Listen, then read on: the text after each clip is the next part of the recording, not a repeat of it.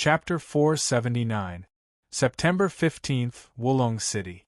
The originally inconspicuous county had now become the temporary headquarters of the Shanghai Territory.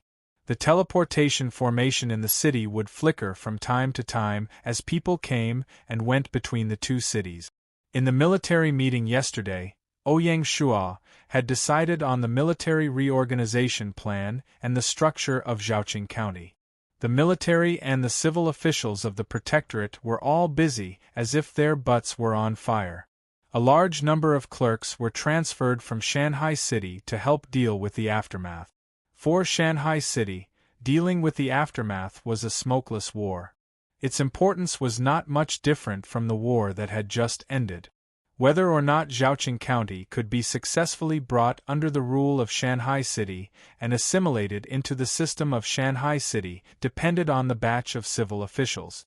They would instill the system and ideology of Shanghai City into every corner of Zhaoqing County. As the Lord, Ouyang Shua didn't sleep well last night. He kept thinking about the future plans of his territory. It was only after midnight that he fell asleep. Fortunately, Ouyang Shua was strong and full of energy. Moreover, after cultivating the inner canon of the yellow larch, he could enter deep sleep. 1 hour of sleep was equivalent to 2 hours of normal sleep. If he wanted his subordinates to work hard, he, as the Lord, naturally couldn't slack off. The rooster outside the window had just crowed when Ouyang Shua woke up on time.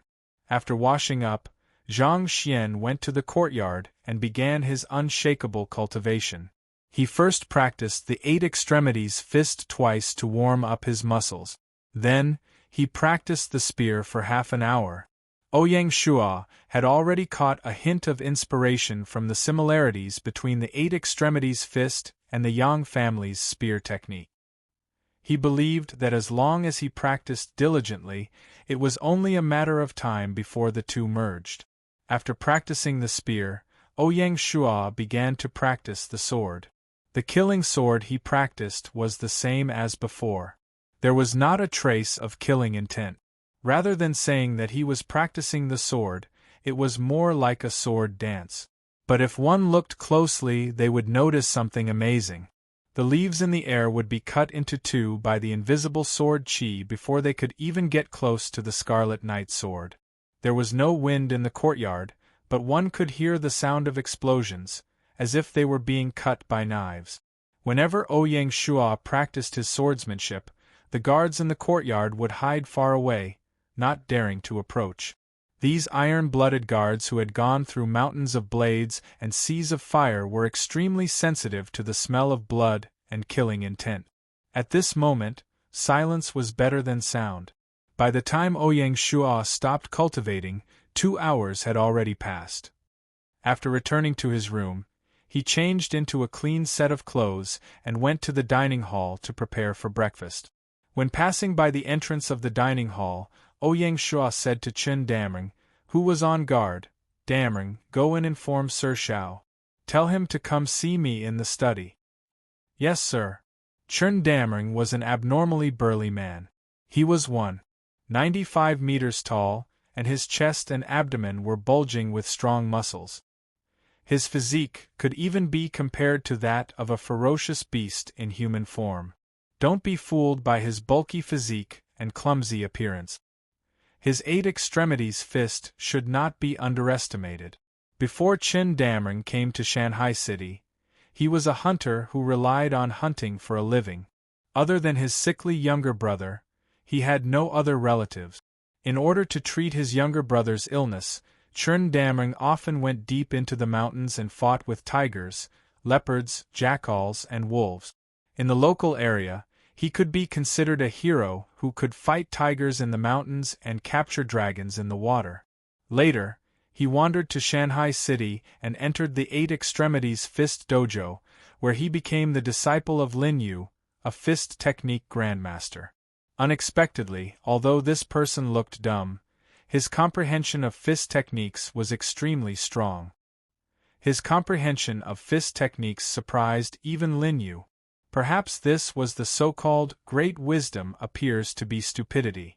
After observing Chen Daming for 3 months, Lin Yu decided to accept him as his direct disciple and carefully teach him the essence of the 8 extremities fist.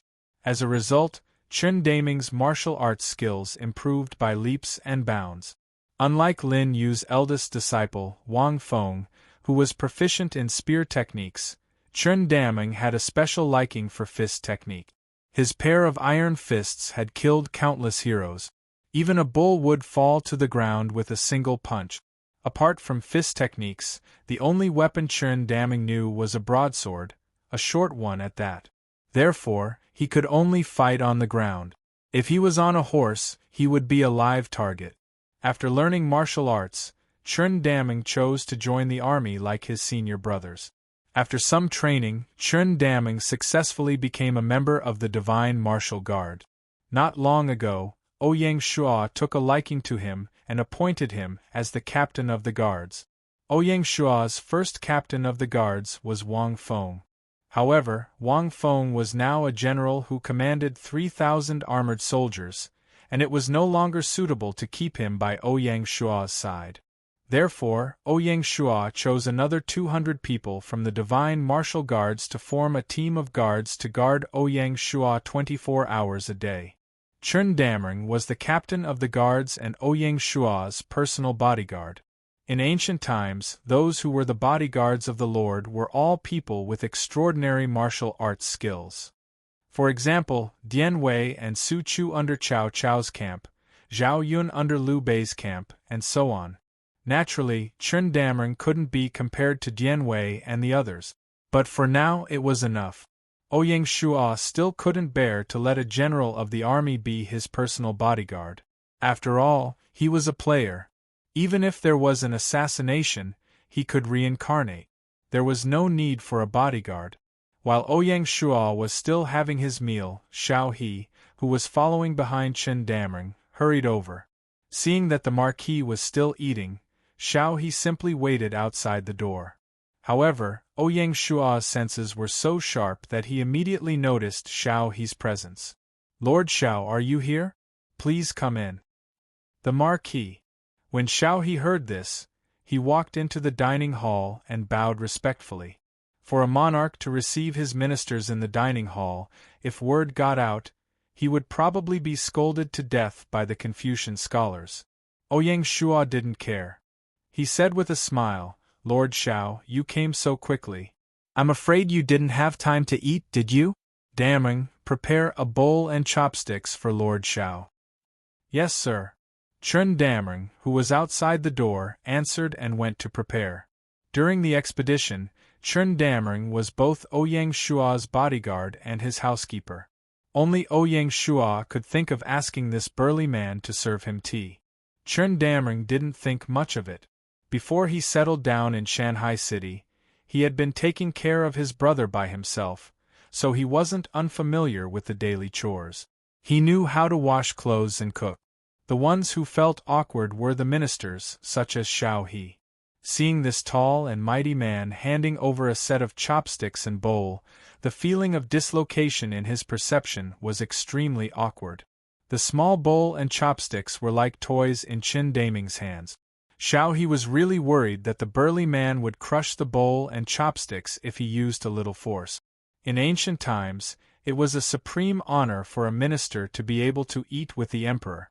Xiao He was born in the wilderness and probably didn't pay much attention to Liu Bang in his early years. But facing the Marquis, he was still a little nervous. Although the Marquis was young, he had a mind of his own. He was full of vigor and authority. Ouyang Shua might be straightforward, but he didn't have the habit of talking at the dining table. It wasn't without reason that the ancient people followed the commandment of don't talk when eating and don't talk when sleeping. After breakfast, the two of them went to the study to discuss matters. At this time, Chen Daming had already prepared tea in advance, and his service was very thoughtful. The maids of the protectorate of the southern border were probably like this.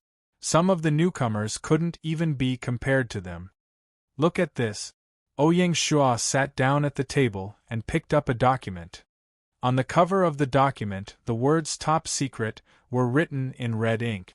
Obviously, this was a document that was only allowed to be circulated within a small circle. Hearing that, Xiao He hurriedly stood up, took the document respectfully, and returned to his seat. This document had been drafted by Ouyang Shuo last night. It was about the establishment of the Science, Education, Culture, and Health Bureau, as well as the reform of the territory's education, medical, and other areas. Xiao He was shocked when he finished reading it. Because it was a top-secret document, Ouyang Shuo elaborated on the impact of the reform in the education field on the territory's future. He didn't try to hide it at all. Ouyang Shuo did this to make Xiao He realize the significance and importance of this reform. He didn't want the reform to be incomplete because of Xiao He's misunderstanding. It was precisely because of this that Xiao He trembled in fear after reading it. He had never heard of this reform of the Marquis. It was completely different from the usual practice of previous dynasties. At the same time, Xiao He was also a famous minister. He clearly understood the effect of this reform on the territory. Especially for the common people, this was simply a chance to completely change their fate. The Marquis is wise and loves the people like his own children. Such a benevolent ruler is truly a blessing for the people. Xiao He stood up again and respectfully bowed. Ouyang Shuo nodded, looked at Xiao He, and said in a deep voice, "I want you to take the lead in establishing the Science, Education, Culture, and Health Bureau and lead this reform. Are you confident?" For the Marquis's plan, this humble subject is willing to die 10,000 times. Hearing this, Xiao He solemnly knelt down and swore an oath. For some reason, at that moment, Xiao He suddenly felt an irrepressible sense of lofty aspiration rise in his heart. There will always be a time when the wind blows in the waves, and I will hang the sail to help the vast sea. As a famous minister, Xiao He also had a great political ambition in his heart. For the world scholars, to achieve greatness was to help the world. The highest ideal of their life could be summed up in 4 sentences: to establish a heart for the world, to establish a life for the people, to continue learning for the saints, and to establish peace for all ages. This reform was to establish a life for the people. Xiao He felt like he was standing on the wave of the era. Perhaps in this ordinary study room, on such an ordinary morning, the famous minister of a generation, Xiao He, began to complete the most important and profound transformation in his life. Once he was reborn from the ashes and got rid of the barriers of the era, Xiao He would rise rapidly. In the future, in the real world, he would also be able to assist Ouyang Shuo and achieve great things. Ouyang Shuo was the only witness. To be continued. Chapter 480. P.S.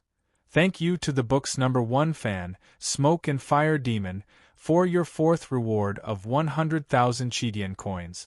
Thank you for your support. I hereby add a new chapter to express my gratitude. Thank you. After sending Xiao He away, Ouyang Shuo met with another person. He was Buddha He. After learning that Jade Buddha County had fallen, the Southern Alliance not only removed Buddha He from his position as the alliance leader, but also expelled him from the alliance. Right now, Buddha He was really a loner. His only value was the sovereignty of Jade Buddha County in his hands. After learning that Tianshuang County had fallen, Ouyang Shuo had been looking for another central city among the territories in Lingnan Province. In the end, Ouyang Shuo set his sights on Jade Buddha County. Apart from the needs of the previous war, the port of Jade Buddha County was also one of the important reasons Ouyang Shuo favored it. The Jiaozhou port outside Jade Buddha County was located between the North Sea port and the Quanzhou port. It could be used as a transfer station and an important supply point for fleets traveling between Shanghai City and Quanzhou. Whether it was a merchant ship or a warship, the amount of fresh water and food they could carry was limited. If they brought too much, it would affect the loading capacity of the cargo. Therefore, usually, long-distance voyages would choose a few temporary ports to stop at. The location of the Jiaozhou port was the most advantageous. With the Jiaozhou port, Ouyang Shua's previous plan to directly trade with Xuanzhou through the sea route would be possible, and the prerequisites for implementation would be met. That was why Ouyang Shua told Zhao Kuo not to break the stone tablet of Jade Buddha County. The bright sunlight shone on the courtyard. Flowers bloomed and the place was full of vitality. Buddha He, who was escorted in by the guards, looked dispirited and dispirited. He was no longer as spirited and vigorous as before. He did not fit in with the vitality in the courtyard. Perhaps because he was not used to the hot sunlight, Buddha He covered his forehead with his hand and closed his lifeless eyes. Ouyang Shua stood in the corridor and looked at Buddha He, who was walking toward him step by step. His heart was filled with emotion. The ending of this person today was enough to teach him a lesson. Lord He, it's an honor to meet you. Ouyang Shua greeted him. When Buddha He heard this, he raised his head and looked deeply at Ouyang Shua. A trace of spirit finally flashed in his eyes, and the corners of his mouth revealed a trace of a self-deprecating smile. He said in a hoarse voice, Lord Wui, please don't laugh at me. The person in front of him was the culprit who destroyed his hegemony. Strangely, at this moment, Buddha He couldn't feel any resentment in his heart. It was as if all his emotions had dissipated along with his defeat. The man in front of him was about the same age as him and was already standing at the peak of the game world. There was once a moment when he, Buddha He, was only an inch away from this step. But it was that slight difference that led to the difference between heaven and earth today. From this, it could be seen how difficult life was. Thinking of this, Buddha He's heart became increasingly desolate. Now, he just wanted to use his last bargaining chip to exchange for one last reward, then find a royal city, live in solitude, and spend the rest of his gaming life. The two opponents stood facing each other in the corridor, speechless for a while. Please! In the end, it was Ouyang Shua who broke the silence and led Buddha He to the study. Towards this person, towards such an opponent, Ouyang Shua still maintained the due respect. Buddha He didn't mind. He nodded and followed into the study. He sat down and said weakly, Let's not beat around the bush. Lord Wui, what are your conditions? Just say it. His voice was mixed with exhaustion and desolation that couldn't be concealed. When Ouyang Shua heard this, he knew that the speech he prepared previously was probably useless. He smiled and said, Lord He is straightforward. Since that's the case, I won't beat around the bush. How about this 20,000 gold coins you transfer Jade Buddha County to someone I designate? What do you think? 50,000 gold coins. This time, Buddha He said it resolutely and decisively. Ouyang Shua frowned. This was a bit too much. He admitted that the true value of Jade Buddha County was definitely no less than 200,000 gold coins. But the problem was that Jade Buddha County was currently in Ouyang Shua's hands. To put it bluntly, what Ouyang Shua really wanted to buy was that teleportation formation. 30,000 gold coins, no haggling. Lord He, you should know that you don't have much room to bargain. In the end, Ouyang Shua decided to take a step back and increase the price by 10,000 gold coins. 30,000 gold coins was enough for Buddha He to live a carefree life in Royal City. If he also did some business, it would be very easy for him to live a prosperous life. Silence. There was a long silence. Buddha He closed his mouth and didn't say a word. It was obvious that he was making a final struggle. Even so, Ouyang Shua's attitude was as resolute as ever. At this time, feelings like sympathy and the like had already left him. All that was left was rationality and coldness. The difference of 20,000 gold coins was enough for Shanghai City to do many things. In addition to investing the remaining revenue in education, medical, and other reforms, Ouyang Shua also needed to invest more than 100,000 gold coins in the establishment of the Mountain Sea Guard. Therefore, Ouyang Shua didn't have much money left in his hands. He couldn't squander it as he pleased. Previously, Ouyang Shua had spent a lot of money to establish the Black Snake Guards. Now that he wanted to establish a higher level of the Mountain Sea Guards, the amount of money he needed to invest would naturally be even more terrifying. After all, it was not an easy task to feed a group of spies. The Battle of Zhaoqing and the temporary defection of Wulong County had already proved the value of intelligence agencies. Ouyang Shua's investment in the Black Snake Guards did not go to waste. It had tangible result. Just when Ouyang Shua was getting impatient, Buddha, he finally let go. I agree. Buddha, he raised his head and looked at Ouyang Shua again. Tell me, who do you want to transfer it to? Songwon. Songwon. Buddha, he was a little surprised. He had defeated Songwon before. That's right. Other than Songwon, who else was worthy of Ouyang Shua's trust among the lords and players without a territory? This was already Ouyang Shua's plan when Tianshuang County fell. And this was also Ouyang Shua's compensation to Songwon and the Song family. Okay. Although Buddha he was surprised, he was no longer in the mood to explore the 8 trigrams. He immediately opened the control panel of the territory and selected the transfer option under the ownership of the territory. System notification. Player he, would you like to transfer the territory? Yes. System notification. Transfer request confirmed. Please specify the transfer. Friendly reminder. The transferor must be a lord. Song 1. System notification. Searching for Song 1. System notification. The transfer meets the requirements and can transfer. Would you like to transfer it now? Yes. System notification. Territory transfer successful. Player Jade Buddha County's Lord position will be automatically removed. At this point, Jade Buddha County officially changed owners. Buddha he took 30,000 gold coins and left through the teleportation formation in Wulong City. From then on, Ouyang Shua never heard any news about Buddha he. Originally, the Black Snake Guards wanted to follow Buddha he and assassinate him to take revenge. Ouyang Shua didn't agree. The reason was simple. Buddha he had expressed goodwill to the Bank of the Four Seas once in Tianshuang County. Ouyang Shua still had to return this favor. After the transfer, Songwon took the initiative to find Ouyang Shua. Before this, Songwon didn't know that Ouyang Shua had such plans. Suddenly receiving the system notification, Songwon was very surprised. He had mixed feelings in his heart. He didn't expect that after losing Tianshuang County, he would be in charge of the better Jade Buddha County. Of course, although they were both territories, Songwon knew that the nature of the two was completely different. To put it bluntly, Tianshuang County was the Song clan's private territory. Everything there was to be decided by the Song clan. No one could interfere with their life and death in the territory. Jade Buddha County was different.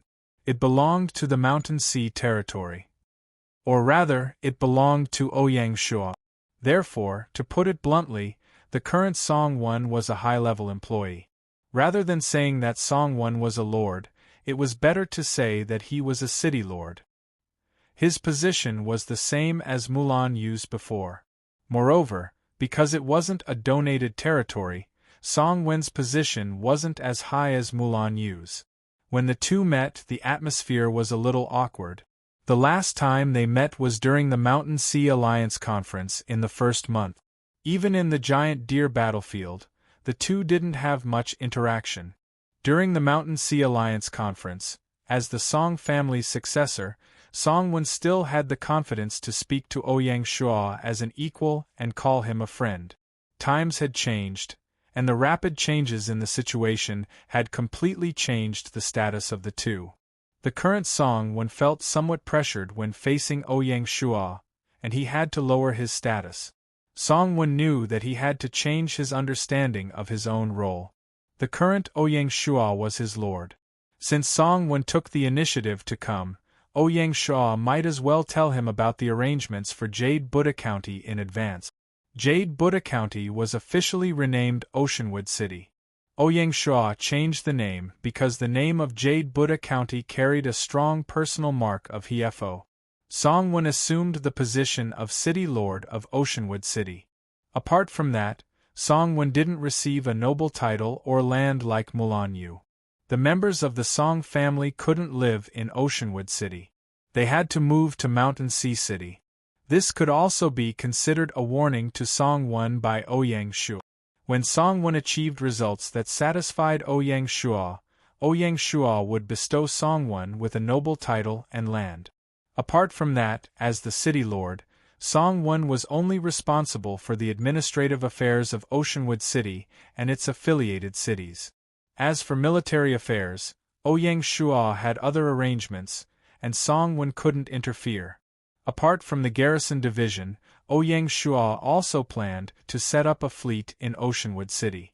For the time being, it would be called the Jiaozhou Fleet's First Fleet. As for the commander of the fleet, Ouyang Shua chose Smoke Freak.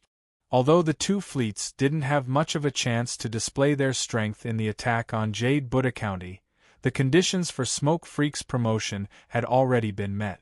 Ouyang Shua naturally kept his word. This time, Smoke Freak had obtained a broad platform to display his talent.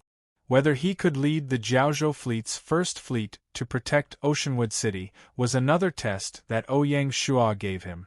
To be continued. Chapter 481. After settling the matters in Zhenhai City, Ouyang Shua was free for the time being. Reorganizing the army and reorganizing Zhaoqing County were carried out by both the military and the government at the same time. Even so, it would take at least a month before there would be any result. Taking advantage of this rare free time, Ouyang Shua prepared to set off and patrol Zhaoqing County. Although Zhaoqing County had been pacified, the people's hearts were still unsettled. The announcement posted by the government could not calm the people's fear. The lords had died in battle, and the territorial armies had either died in battle or surrendered. For the people of the various territories, the past month had been filled with the flames of war. It was truly a period of time that they could not bear to look back on. The entire Zhaoqing County was shrouded in fear and unease. The sky of Zhaoqing County was dark, filled with death and despair. According to the Black Snake Guards, some cities had already begun to lose their citizens.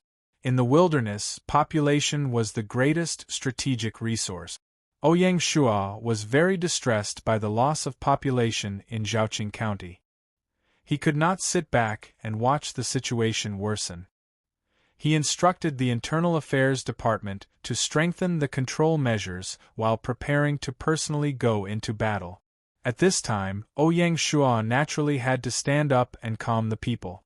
Other than the Imperial Guards, the 1st Brigade of the Imperial Guards also accompanied him.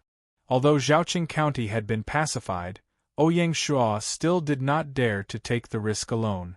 With the Imperial Guards accompanying him, he could only rest easy. Of course, on the night before he set off, Ouyang Shua booked the largest restaurant in Wulong City and held a grand thank-you banquet to entertain the representatives of the aristocrats, merchants, and prestigious elders in the city, thanking them for their support of the Shanghai City Army. This thank-you banquet was what Ouyang Shua had promised when he first entered Wulong County. Therefore, before he patrolled, he naturally had to fulfill his promise. He also used this opportunity to send Song-won and the others off. Tomorrow, Song-won would also go to Zhaoqing City to take up his post. Similarly, the people of the Song family would also be teleported to Shanghai City. Song Jia would be in charge of receiving them and preparing to settle down in Shanghai City. Ouyang Shua had already instructed Zhang Wenzhong to allocate a piece of land for the Song family in the West District. Not long ago, after the basic framework of Shanghai City's construction and the roads within the city were completed, the construction department conducted a redesign of Shanghai City's urban area.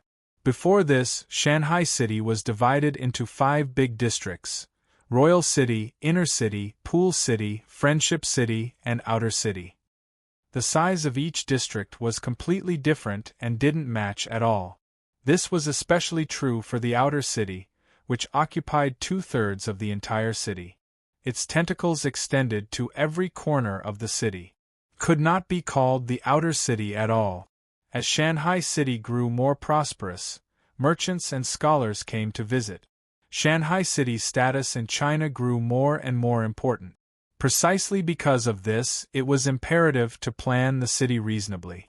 Otherwise, he would be laughed at by others. In the end, Shanghai City adopted the most classic method of dividing the city into 9 districts, and it was orderly and pleasing to the eye. The 9 major districts were located at the junction of the Friendship River and the Qiushui River, the central district of the entire city, the east, south, west, and north districts, as well as the northwest, northeast, southwest, and southeast districts. After the planning, the original Friendship City was now the North City District. The original Inner City was now the Southwest City District. The original Qiushui City was now the Southeast City District. In addition, the original Royal City and the Inner City were merged into one, and they were collectively known as Royal City. After the merger, the original residential and commercial districts of the Inner City would be moved to the West City District directly above Royal City. As the territory expanded, the original Royal City was too small and didn't match the status of the protectorate of the southern border. The expansion of Royal City was naturally imperative. Other than the planning of the districts, there was also a detailed division of the functions of each district. The Central District, where the waterways intersected and the choke point of traffic, was defined as the Dock District. The East City District and West City District on both sides were defined as the Commercial District, connected by waterways to the dock. The South City District below was defined as the Research District, where the military workshops and research bases were located. The original Friendship City District was now the North City District, and the original Qiushui City District was now the Southeast City District. These 2 old districts were defined as the Residential District. Finally, the Northwest City District and the Northeast City District were defined as the Military District. The 2 divisions of the City Guard Regiment would each be stationed in a district to protect Shanghai City. This was why Ouyang Shua had placed the Song family in the West City District. Songwen had taken up his post, but the Divine Martial Guards stationed in Seaport City couldn't return for the time being. They had to wait until the garrison division prepared for sea-suppressing city was fully organized, fully equipped, and ready for handover before they could return. Therefore, the Divine Martial Guards had to stay in Seaport City for a period of time. The first formation of the North Bay Fleet had already begun to return under Ouyang Shua's orders. Beihai City was the gateway to Lianzhou County, so it couldn't be lost. The North Sea Bay Fleet could not leave for long periods of time. If there was a day when some pirates attacked, they would be in big trouble.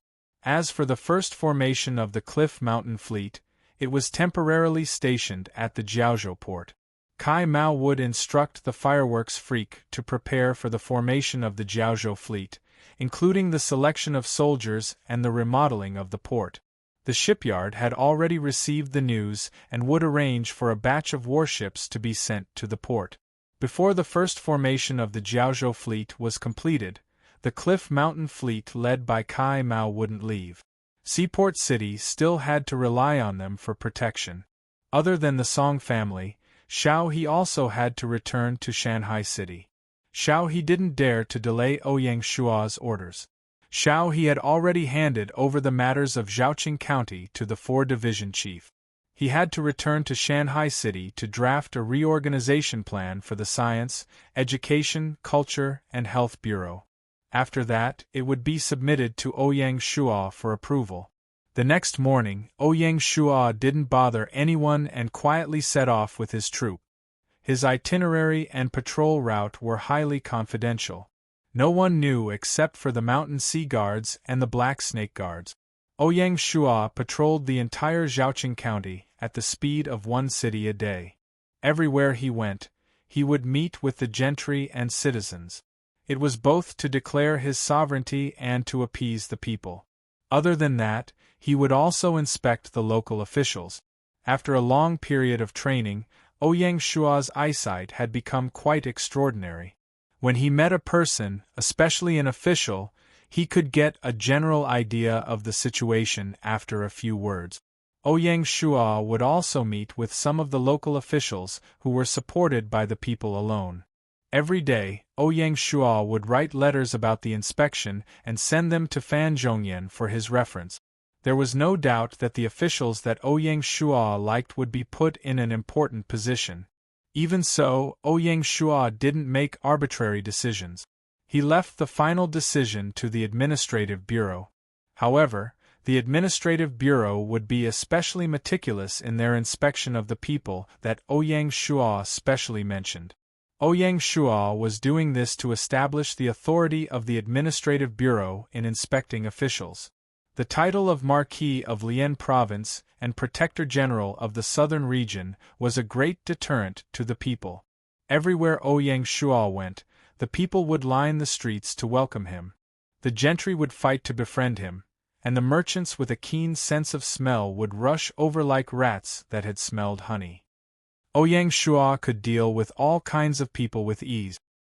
He maintained the dignity of a lord and explained the governance of his territory to the people.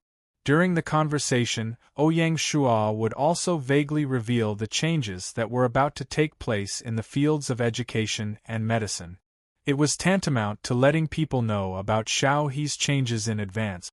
In this way, the people would have a concept in their hearts, and the resistance to the changes in the future would be much smaller. In addition, Ouyang Shua also wanted to use this opportunity to incite the people to sincerely support the Protector General of the Southern Region. He wanted them to clearly see that their future life would be even better than under the rule of the Lord. The people cared about practical benefits. They would support whoever was good to them. When they heard that their children would be able to go to school for free in the future, that the government would help them when they fell sick, and that they wouldn't have to worry about medical expenses in the future, the crowd burst into cheers. Thus, Ouyang Shua's inspection was more effective than any announcement to calm the people. In addition to appeasing the people and inspecting the officials, Ouyang Shua also gave himself another task, which was to inspect the industries and resources of the various regions. The officials of the Finance Bureau were not as sensitive to new industries and unknown resources as Ouyang Shua. For example, when he was passing through the Ying mountain range, Ouyang Shua discovered a strange stone that the locals called Ying stone. Ying stone was formed from limestone after thousands of years of weathering and deposition. It was exquisitely carved and had the characteristics of being thin, wrinkled, leaky, and transparent. However, this kind of strange stone wasn't valued. On the same day, Ouyang Shua sent a letter to Ying Yu, asking her to arrange for the Ministry of Industry to mine the Ying stone on a large scale to open up the market for strange stones. Whether it was used as a decoration or to be placed in a garden, Ying stone was in excellent existence. Once, when Ouyang Shua passed through a city, he heard the local people mention that someone had dug up a strange crop outside the city, but didn't know what it was. When Ouyang Shua heard the news, he immediately ordered people to bring the crop. When he took a look, it was a type of wild ginger. Although ginger had existed in ancient China, it wasn't widely eaten. It was no wonder that the local people didn't know about this kind of wild ginger. There was no doubt that Ouyang Shua had found a new specialty for the territory. There were many kinds of things.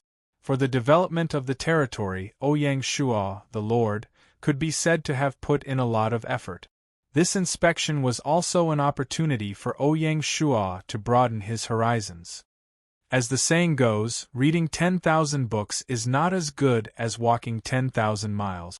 Along the way, he crossed mountains, waded through rivers, passed through forests, and camped in the wilderness.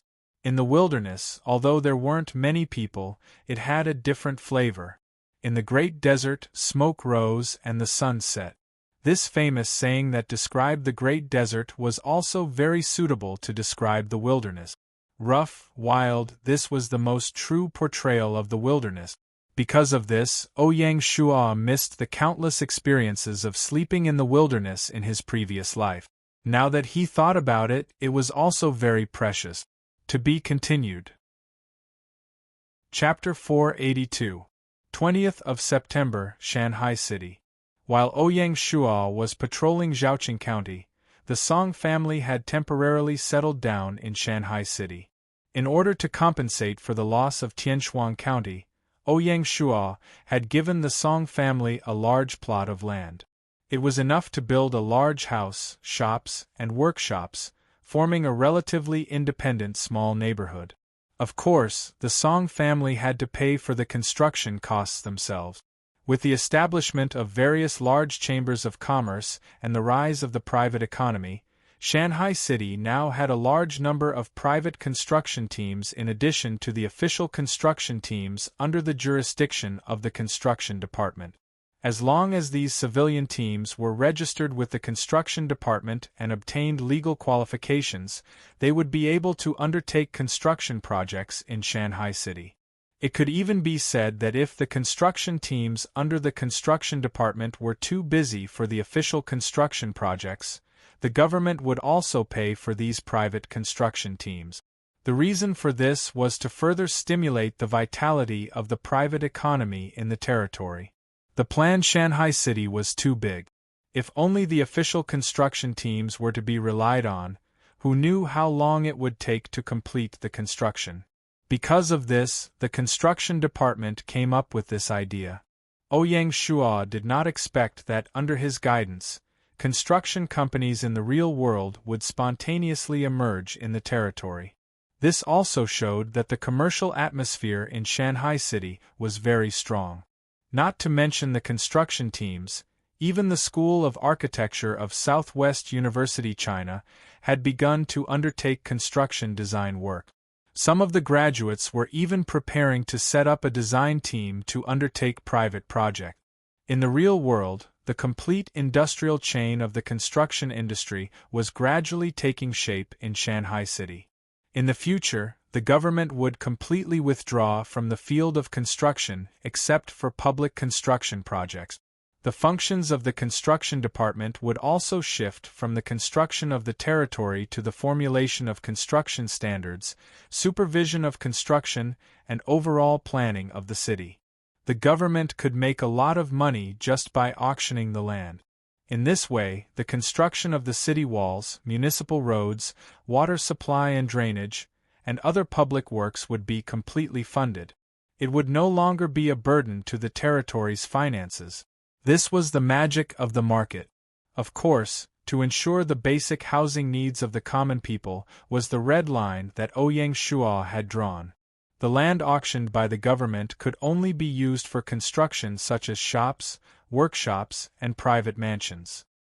In other words, the income from auctioning the land would basically be equal to the investment in public construction and would not become one of the main sources of revenue for the territory. The rise of the construction industry could be seen as a microcosm of the flourishing private economy in Shanghai City. Ouyang Shuo's painstaking efforts were not wasted. The rise of private ownership did not just affect Shanghai City. The entire territory was affected by the radiation. It was reported that civilian construction teams had also begun to appear in other cities. Shanghai City was becoming the economic center of the territory. Basically, Shanghai City was the birthplace of all the new trends. The residents of Shanghai City, especially the older generation, were the generation that had been influenced by Ouyang Shuo's ideology. Currently, more than half of the bosses of the civil construction teams in Shanghai City were from the first construction team that Ouyang Shuo had established in the village stage. These wealthy people were the backbone of Ouyang Shuo's rule. Southern Border Protectorate, Frost Cloud Hall. The Frost Cloud Palace was Song Jia's resting palace. It was located on the east side of the Everlasting Palace where Ouyang Shuo resided. In the main hall, Song Jia was chatting with her father, Song Tianxiong. Song Jia was the happiest when the entire Song clan moved to Shanghai City. In this way, she could accompany by Ouyang Shuo's side, and she didn't have to bear the pain of being separated from her family. It was killing two birds with one stone. Of course, the other people in the Song clan did not think so. The feeling of living under someone else's roof was definitely not good. This was especially so for those in the Song clan who knew Ouyang Shua's real identity. How could they have imagined that the poor kid in the real world would suddenly become a powerhouse in China? On the other hand, they could call the wind and summon the rain in the real world. In the end, he had to act according to a poor boy. The roles of the two sides had been completely reversed. No one would feel good about such a reversal. Song Tianxiong, on the other hand, did not feel this way. Even if he did, he would suppress it in the bottom of his heart. A real-life business tycoon like him had experienced countless storms and setbacks in his life. In comparison, the predicament he was in now was nothing. After settling down his clansmen, the establishment of the Song clan's Chamber of Commerce became Song Tianxiong's top priority. Before Ouyang Shua left Shanghai City, he had made 3 conditions for the Song clan's Chamber of Commerce that had yet to be established. Now, he had fulfilled all 3 of them. The first condition was a low-interest loan of 68,000 gold coins. Song Wen had already handed it over to Song Tianxiong when he was in Wulong City. Song Tianxiong had gone to the Bank of the Four Seas headquarters on the day he came to Shanghai City. Together with the funds from Tianshuang County's treasury, Song Tianxiong had more than 100,000 gold coins in his hands. Of course, if he wanted to establish a large-scale chamber of commerce, 100,000 gold coins was not a huge sum. The overall project budget of the Song family, which was in the planning stage, was 10,000 gold coins. The second condition was the exclusive contract for the territory's pearls. The Department of Commerce had already drafted it and handed it over to Song Jia for safekeeping. As long as Song Tianli signed the contract, it would immediately take effect. This contract would also become one of the main profits of the Song clan's Chamber of Commerce in the early stages. Ouyang Shua had once asked an official from the Department of Commerce to calculate that if the Song clan's Chamber of Commerce operated well, it would be able to earn at least 2,000 gold coins per month. The third condition was that the shipyard had already handed over the 10 merchant ships. All of them were docked at the docks in the central city of Shanghai City, waiting for Song Tianli to take over.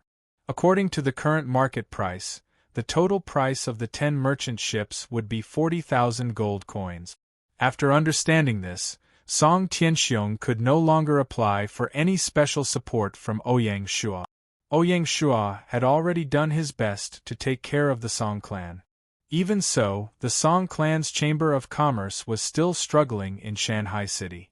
As a business tycoon in the real world, how could Song Tianxiong be willing to let the Song clan's Chamber of Commerce be nameless in the game world? After all, the Chamber of Commerce's development was linked to its future authority.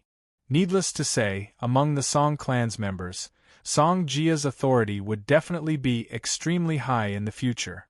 Even if Ouyang Shua was not taken into account, with Song Jia's attainments in martial arts and her identity as the head of the Eastern Fence Sword faction, she could not be underestimated. The two brothers, Song Wen and Song Wu, had also integrated into the system of Shanghai City and sought an official position. If they worked hard in the future, their future would also be bright. Apart from that, the future of the other members of the Song clan was bleak. Without territory and living under someone else's roof, how could they have a chance to rise? Just to maintain a prosperous life, the monthly expenses of hundreds of clansmen was already a huge sum. If they only relied on the profits of the pearl business, they might not even be able to support their clansmen. Their only hope was the Song clan's Chamber of Commerce. Therefore, Song Tianxiong had to find a way to expand the Song clan's Chamber of Commerce. Since he had taken over the family's authority, he naturally had to take care of the family's responsibilities. This was Song Tianxiong's duty-bound responsibility. Since the fall of Tianshuang County, the old master's mood had been very low. As a son, Song Tianxiong really did not want to see his father depressed like this. That would be unfilial of him. Although the father and son had shed all pretense of cordiality for the sake of fighting for power, No matter what, he was still his father. The connection of blood could not be severed. Song Tianxiong came to the Frost Cloud Palace not to complain, but to see his daughter. Song Jia's home was the only comfort in Song Tianxiong's heart. Father, I heard from Wui that the fall of Tianshuang County was related to the Ruan clan? The father and daughter chatted for a while, and Song Jia carefully raised this sensitive topic. That's right. Song Tianxiong did not avoid in front of his daughter. Among the 3 representatives who had participated in the mediation, the Zhou clan had a close relationship with the Song clan, and they had no idea of the Ruan clan's sinister intentions. They were purely there to mediate, but they were used by others. The Zhou clan's territory was originally located in Zhaoqing County. After the Battle of Zhaoqing ended, because the Zhou clan's position had wavered, they were not forgiven by Ouyang Shuo and completely disappeared. The decades of friendship between the Song clan and the Zhou clan could be considered to have come to an end. The Zhao clan was close to the Ruan clan, and was also a member of the Southern Alliance. Although the Zhao clan was not completely clear about the Ruan clan's plan, they had a rough understanding of it. They went to Tianshuang County to cover for the Ruan clan. Therefore, the Zhao clan could be regarded as the Ruan clan's accomplice. The representatives of the 2 clans, including the old master of the Ruan clan, were detained by the Song clan, and were now imprisoned in the Song clan's temporary residence in Shanghai City. As soon as the Battle of Zhaoqing ended, the Zhao clan and the Ruan clan had sent several negotiation letters to Song Tianxiong, expressing that they were willing to use the ransom money to redeem their clansmen. Ruan Ping, in particular, was the most anxious. After all, the Song clan had imprisoned his grandfather. Just this morning, Ruan Ping sent the 4th negotiation letter, raising the ransom to 20,000 gold coins in one go. Obviously, Ruan Ping was also under great pressure within the clan. After all, the old master of the Ruan clan had followed Ruan Ping's plan and walked right into the tiger's mouth. After Song Jia heard the whole story, a trace of disdain flashed across her face, and she said, "Father, in my opinion, we should raise the ransom to 30,000 gold coins and let them go. We don't want to let them stay in Shanghai City and sully the land here." It was not that Song Jia did not hold a grudge, but she did not want to be entangled with the 2 clans over the hostage issue, because it was meaningless. As for the Ruan clan and the Zhao clan, Wu Yi would deal with them sooner or later. When that time came, he would definitely make them bankrupt. There was no point in squabbling now. All right. Song Tianxiong also felt that there was no need to continue. To be continued. Chapter 483. Frost Cloud Palace. After talking about the Ruan family, Song Jia took the initiative to bring up the Song Enterprise Chamber of Commerce. She still wanted to help. "Father, what products are we going to sell?" "I don't have a clue." Speaking of this, Song Tianxiong felt a headache coming on and frowned. The game wasn't like reality. The types of products that could be sold were limited. But any special products either required relevant technical manuals or formed technical barriers, such as cosmetics and stationery, or the raw materials market was monopolized by the big chambers of commerce, such as jade and jewelry. It wasn't easy to carve out a bloody path in the business world. On the other hand, a guild with a lifestyle profession like a thread directly avoided competition with the NPC chambers of commerce and targeted the market at adventurer players, making a lot of money. Song Jia frowned and said uncertainly, "I've always heard Wui say that when we players come to the game world, it's actually equivalent to a group transmigrating to an ancient society. This is also why the NPCs call us inhumans. Do you think it's possible to explore some new product channels from this angle?" Song Tianxiong heard this and found it funny. His precious daughter had been strong-willed and opinionated since she was young. Ever since she followed Ouyang Shuo, he didn't know what that brat had fed her. The 2 of them had only been together for a short period of time, but she was already talking without clothes. A good girl had been led astray by that brat Ouyang.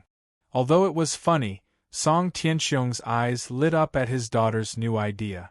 However, he was an orthodox businessman and didn't know much about the popular transmigration novels on the internet. Tell me, what's a new idea?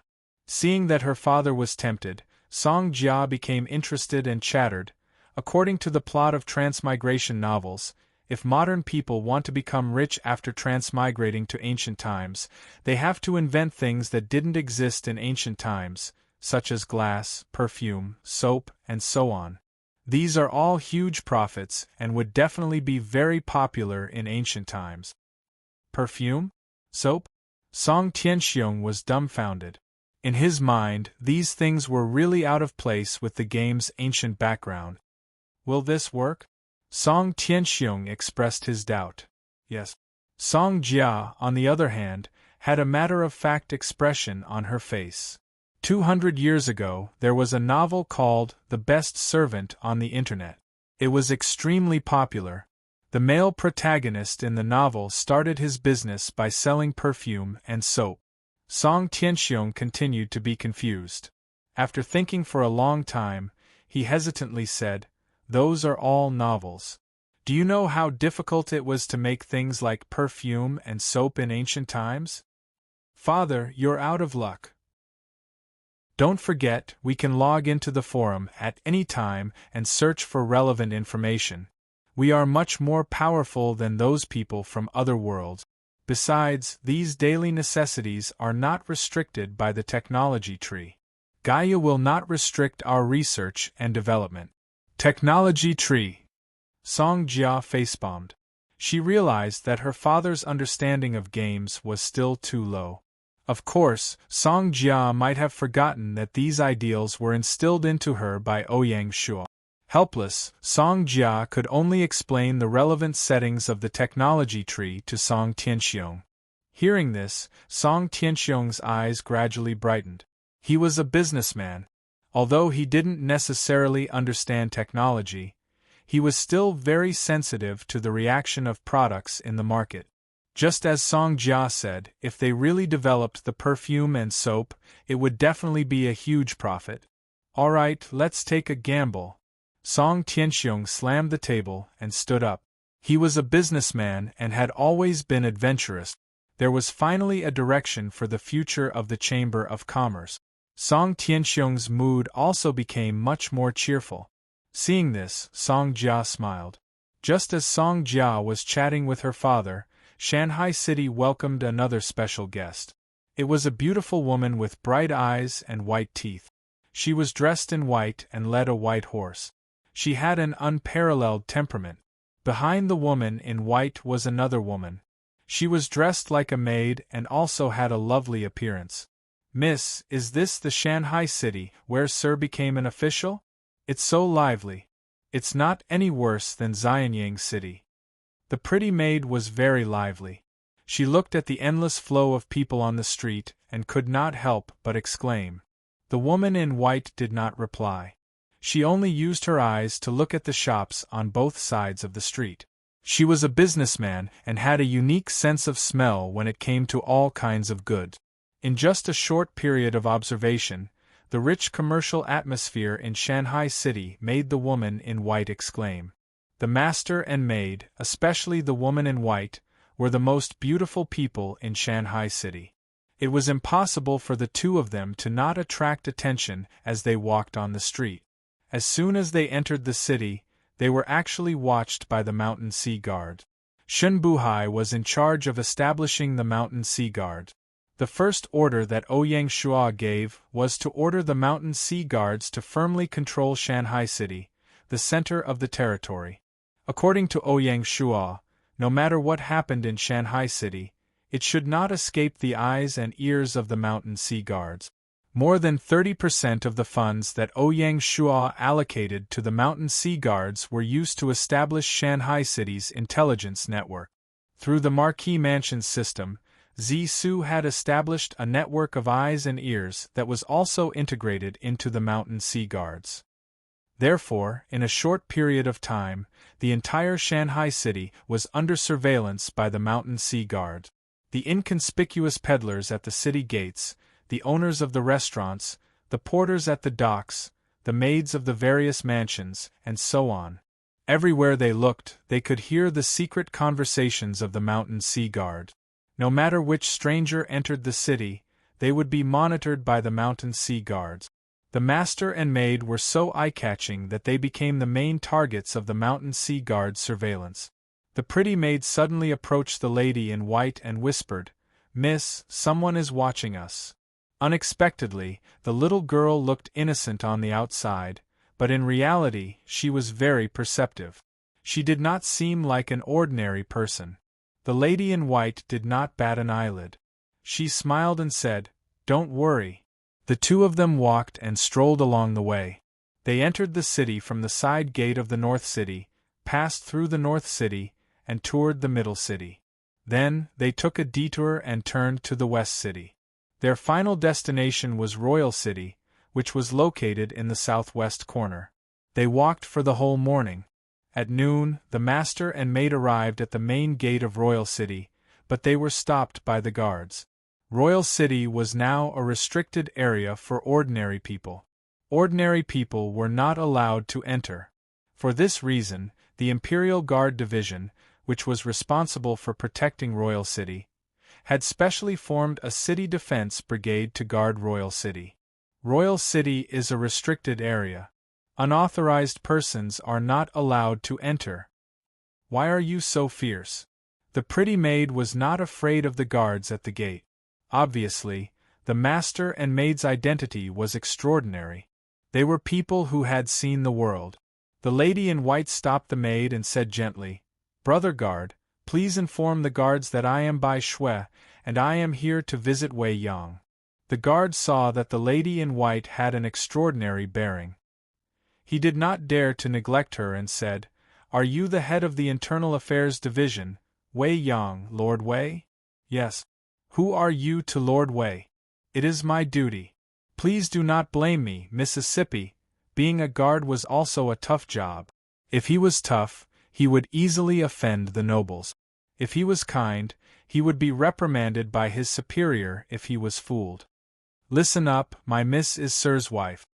The pretty girl could not help but answer.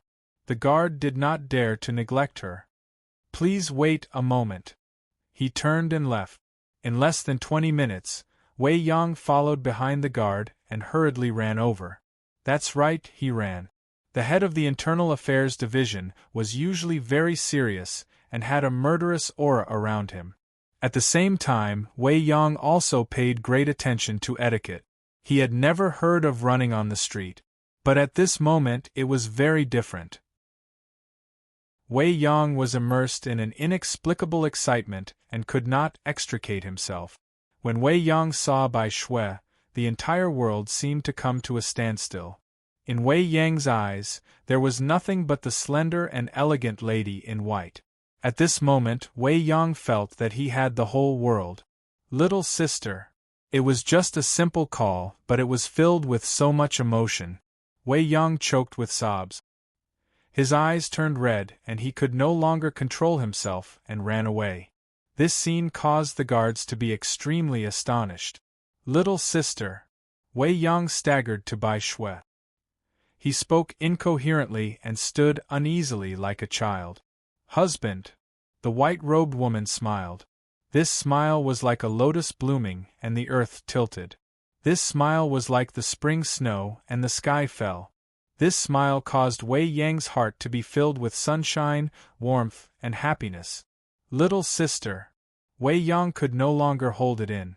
He took a step forward and pulled the beauty into his arms. This pair of lovers who had been separated for 1,000 years had finally reunited after going through hardship. This scene was enough to captivate anyone who saw it. Even the pretty maidservant could not help but have her eyes turn red. "Sir." The pretty maidservant came forward and bowed to Wei Yang. "Lady Mei." Wei Yang let go of Bai Shui and smiled warmly. From this moment onwards, that elegant young master and modest gentleman appeared in the world again. He suddenly became flesh and blood, and was no longer the cold and hollow head of the Internal Affairs Division. "Little sister, Lady Mei, let's go." Let's talk inside the residence. Wei Yang calmed his emotions and secretly wiped away the tears at the corner of his eyes as he led the way. Everyone, who is Bai Shui? Bai Shui was the daughter of Shang Baigui of the Wei Kingdom during the Warring States period. Not only did she have peerless beauty, but she also had rare wisdom and courage. Although she was the owner of the Bai clan merchant house, she was not bound by money and fame. She had always supported Wei Yang and had a huge impact on his life. She was truly an extraordinary woman during the Warring States period. The Bai clan merchant house that she ran was not only a merchant house, but also an independent intelligence network with contacts all over the world. After joining the wilderness, the Bai clan merchant house also appeared in Xianyang City. Other than reuniting with Wei Yang, Bai Shui also brought clues about Fanli. This could be considered a special gift from Bai Shui to Shanghai City. Ouyang Shuo received this news during his patrol and immediately ordered the Black Snake Guards to search for Fanli. To be continued. Chapter 484. Bai Shui's connection with Fanli was through her father, Bai Gui. Bai Gui was Giguzi's disciple, and was known as the Shang ancestor. Fanli was known as the Shang saint. Although the two were not from the same era, they were both representatives of the 100 schools of thought. After appearing in the wilderness, they naturally kept in touch with each other. In the previous Jingming assembly, no one from the Shang clan participated. This was because doing business was considered a lowly occupation in ancient times and was not accepted by the mainstream. Even if they participated, they would only be humiliating themselves. Of course, Bai Gui and Fanli were different. They were not only merchants but also politicians and military experts. Especially Fanli, he had helped King Yugo Jian destroy the Wu kingdom before retreating and turning to business. Bai Shui also learned from her father that Fanli was with Shi Shi. This immortal couple was living in seclusion in a scenic spot in Jiangnan. Bai Shui did not know the specific location. Because of this, Ouyang Shuo ordered the Black Snake Guards to track Fanli's whereabouts. Shanghai City, Wei Mansion. Wei Yang was still immersed in the joy of reuniting with a beauty. He was in high spirits and the wrinkles on his forehead had disappeared. Rumors said that the king of Shang was cold and heartless, but in reality, Wei Yang was a modest gentleman who did not care about trifles. Otherwise, he would not have made Bai Shui, an extraordinary woman, fall in love with him. Little sister, why don't you stay here for the night? Although Shanghai City is not as good as Xianyang City now, it will surpass Xianyang in the future. The Bai Clan Trading Company has unlimited business opportunities in Shanghai City. Although Xianyang City was built by Wei Yang in history. But at this moment, Wei Yang's mind was no longer connected to the Qin Kingdom. He was wholeheartedly focused on the internal affairs of Shanghai City. Granting the Internal Affairs Bureau the power to investigate cases, compiling the territory's laws, and expanding the bailiffs were all things worth noting. How could Wei Yang not do his best for the Marquis kindness? Not only Wei Yang, but Han Feizi and the other legalists were also full of energy. Bai Shui's eyes were filled with tenderness. Since I'm here, I naturally have to accompany my husband. Bai Shui smiled faintly. There's only one condition. If the Bai Family Trading Company wants to establish itself in Shanghai City, we'll need you to deal with it. Wei Yang was overjoyed. He immediately patted his chest and said, "No problem." As a matter of fact, Shanghai City didn't have many restrictions on the establishment of the Chamber of Commerce. The open business environment would probably be like a fish in water to the Bai Clan Trading Company. For Bai Shui to be able to take over the Bai Family Trading Company from her father's hands, how could she be easy to deal with? Perhaps, from today onwards, the number of merchant guilds under the Lord's direct line would increase to 3. The Chui Clan Merchant Company, the Song Clan Merchant Company, and the Bai Clan Merchant Company formed the carriages of 3 merchant companies that moved neck and neck. Bai Shui's arrival would have a profound effect on Shanghai City, and no one could say for sure.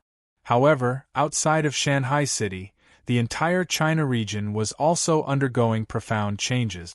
25th of September, a Southern Alliance finally made a big move after half a month of surrendering. Facing the threat of Shanghai City, the Southern Alliance underwent a transformation. This revolution would not only affect the structure of Lingnan province, but it would also have a profound impact on the entire China region. On that day, the Southern Alliance officially announced to the public that it would change its name to Lingnan City-States with a Shared Destiny Community Alliance, or Lingnan City-States, for short.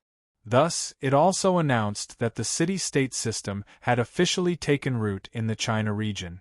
Compared to the current Lord's Alliance, the city-state system had too many differences. Firstly, it had a concrete mechanism to discuss matters. With the unanimous agreement of the members, the Lingnan city-states formed a joint conference of the Lords. All the important decisions of the city-state would be made by the joint conference of the Lords. The joint conference would set up a rotating chairman, which would be rotated every half a year. The rotating chairman was in charge of the joint conference, and was also the symbol of the city-state's external relations. The first rotating chairman was Yuan Ping. The lords of the various territories were all members of the joint conference, and had the right to speak and vote.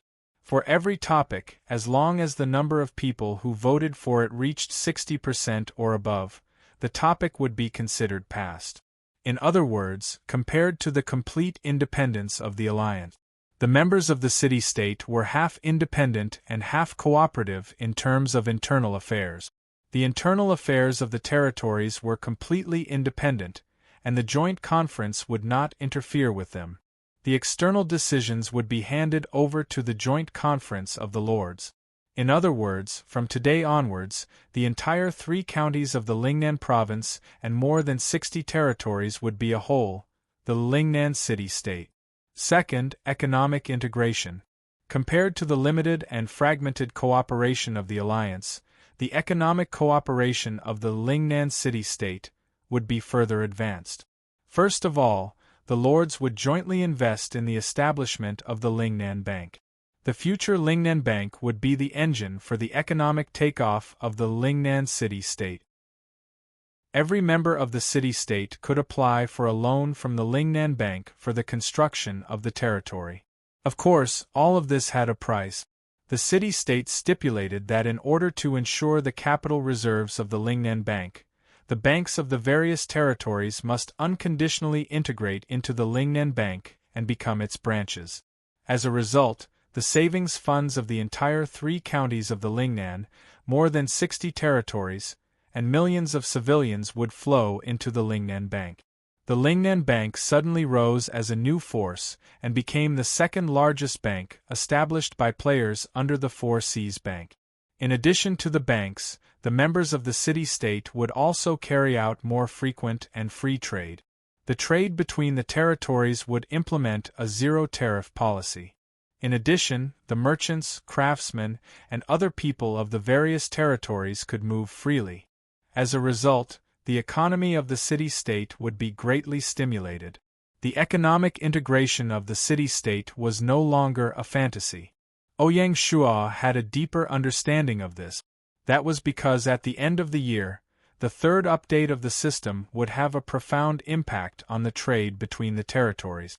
The Lingnan city-state unintentionally took a step ahead. Third, military integration. In addition to the independent garrisons of the various territories, the Lingnan city-state also planned to form a permanent alliance army. The size of the alliance army was initially set at 100,000 people. In the future, the possibility of expanding the army again could not be ruled out. The military expenses of the alliance army would be borne by all members. The formed alliance army would be equipped with the best weapons and equipment and undergo the most rigorous training. According to Yuan Ping, the alliance army was a trump card, an elite division. Similarly, the alliance army would also set up a commander of the alliance army. The specific commander of the alliance army was kept secret by the Lingnan city-state, and was not announced to the public. Although the commander of the Alliance Army was not announced, Yuan Ping announced the location of the Alliance Army in a high-profile manner. The 100,000 Alliance Army was stationed at the border between Jiaozhou County and Zhaoqing County, responsible for the security of the city-state. It was obvious who he was guarding against and who he was warning. These 3 points alone were enough to prove that the Lingnan city-state had launched an extremely close cooperation in politics, economy, and military. This cooperation and the cooperation between the alliance were 2 totally different concepts. In addition to these 3 major cooperation points, there were also hundreds of other cooperation points between the members of the city-state. It was just that the Lingnan city-state had just been established, and the content of the cooperation had not yet been put into place. In addition to the above benefits, there was another great benefit of establishing a city-state, which was to fundamentally eliminate the existence of traitors. The temporary defection of Wulong County during the Battle of Zhaoqing had an impact on the war. Learning from the lesson of that battle, the Lingnan city-state had carried out strict precautions at the beginning of its establishment. This included no longer allowing members to form alliances, and the teleportation authority of the various territories had to be monitored by the Joint Conference of Lords, etc. Any territory that disagreed would be regarded as an enemy of the city-state. With this alone, Yuan Ping eliminated the unstable factors in the 3 counties of Lingnan. The future Lingnan city-state would be a community with a common will and a common destiny. No matter who it was, it would no longer be able to destroy the city-state from within. There was no doubt that the renamed Lingnan city-state would occupy 3 counties, and it would become a force that could not be ignored in China. The road to the east of Shanghai City would also be full of difficulties in the future. Fortunately, Ouyang Shua had buried a nail in the door of Jiaozhou County. With the establishment of the Lingnan city-state, the strategic position of the sea-suppressing city became more and more important. Ouyang Shua was already considering whether to increase the number of troops in sea-suppressing city again. The establishment of the Lingnan city-state had a huge impact on the major forces in China.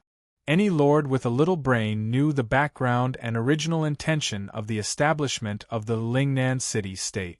Although the other local alliances had not yet encountered a threat like Shanghai City, who could guarantee that such a threat would not appear in the future? At the very least, Di Chen and the others were definitely a huge threat. Under the watchful eyes of the giants, the regional alliances in the future would definitely develop closer cooperation. The establishment of a city-state was undoubtedly a very good choice. In this way, they could truly compete with the giant. For example, the Rosy Cloud Alliance in Xiangnan Province already had this intention. After Shanghai City occupied Zhaoqing County, they could attack the Lingnan city-state in the east, and continue to the north. They could directly attack the Xiangnan Province. Therefore, the Rosy Cloud Alliance had the internal motivation to establish a city-state. As for when it would be established and whether it could be successfully established, it would depend on how much influence the leader of the Rosy Cloud Alliance, the south of the Rosy Cloud Alliance, could exert in the alliance. After all, the city-state system had its advantages and disadvantages. First of all, as long as they joined the city-state, the Lord could no longer do as he pleased. Every word and action would be restricted by the city-state, and they would lose their independent diplomatic rights. Apart from the regional alliances, even alliances like the Shanghai Alliance and the Yanwang Alliance would be affected by the city-state system. Although the alliance could not cooperate like the city-state system, it was already urgent to start closer cooperation than it was now. Otherwise, they would be abandoned by the mainstream. The era of the city-state was quietly coming. To be continued. Chapter 485. Lingnan city-state was not the only one that had quietly changed the structure of the China region. It was winter at the end of the second year of Gaia, and the flames of war were everywhere. After the end of the Battle of Giant Deer, all the territories in the China region were experiencing a change of power. The victors of the war wanted to expand their achievements and sharpen their weapons. The losers, in order to protect themselves, resorted to militaristic means. The flames of war were burning and blood was boiling. The blood-red sky shrouded the land of China and did not dissipate for a long time. During this time, south of Rosy Cloud City, drifting Illusories Loya City, Black Lion City, and Feng Qingyang Swordsman City were all promoted to first-class counties. The number of counties in the China region had already reached 12. In the next stage, Baian's Hardstone County and Kilripper's Azura County would also be promoted. The China region was not far from triggering the condition of 15 counties in the fifth battle. The local tyrants naturally sharpened their weapons to fight for the last promotion. After all, if they could be promoted to a county city before the battle began, it would have a huge impact on the following battles. No one was willing to fall behind. The entire wilderness was in an inexplicable state of restlessness. This was especially so for the northern region of the China region, because they did not have much time left. It seemed that in at most 2 months, the cold wave would sweep across the entire northern region. At that time, it would be difficult to even get the soldiers to carry out normal training, let alone send troops to war. It was a world of ice and snow outside, and the cold wind was biting cold. The entire north would be completely silent and begin to pass the winter. Therefore, the northern lords had to achieve their strategic goals before the arrival of the cold wave. In fact, the lords were not the only ones who were restless in the wilderness. Other than the Yellow Turban Army that had already been destroyed, the remaining 3 rebel army groups were ready to make a move. On the 1st of October, after Chen Sheng led his troops to conquer all the territories in the Central Plains province, except for Luoyang, he announced the establishment of a country and officially established the Zhang-Chu regime in Chen County. As soon as the Zhang-Chu regime was established, it became the largest force in the China region. Even Shanghai City, which occupied 4 prefectures, paled in comparison in terms of territory. On the day that Zhang-Chu was established, the lords of the Central Plains region shouted in unison, "The wolf is here!" After Chen Sheng established his empire, he didn't attack the royal capital, Luoyang, in a fit of passion. He didn't even have any plans to fight across provinces. Chen Sheng's top priority was to allow the people to rest and consolidate his rule. The reincarnated Chen Sheng was no longer the peasant who was used as a tool by others. The first leader of a peasant uprising in China's history was walking on the road to becoming an emperor, and there was no turning back. As the saying goes, the bird that sticks out gets shot. The territory of Zhang-Chu's regime was too big, and it was surrounded by enemies on all sides. To the north was Feng Qiuwang's Luofeng City. To the west was Li Linghuan's Luoyi City. To the south was Lord Chuanshan's Danyang City. To the east was Xiang Yu's West Chu regime. When Zhang Chu's regime was established, it was time for a pack of wolves to divide the cake. Almost on the same day, Fallen Phoenix City, Fallen Leaves City, and Pil Sun City began to organize their neighboring territories, forming 3 allied armies. They all dispatched their troops to the border area. An unprecedented war was about to break out in the Central Plains. The funny thing was that this time, the Mountain and Sea Alliance and the Yellow Emperor Alliance had become allies. Chen Sheng obviously didn't want to be captured without putting up a fight. In order to break out of this predicament, he made a decisive move. On the day of the establishment of his empire, Chen Sheng also announced that Zhang Chu's regime had officially formed an alliance with West Chu in the east. After entering the wilderness, the West Chu regime led by Xiang Yu headed straight for Ludong Province, north of Pengcheng. As for the nearby Central Plains province, he didn't even touch it. Perhaps the 2 forces had formed a tacit understanding as early as that time.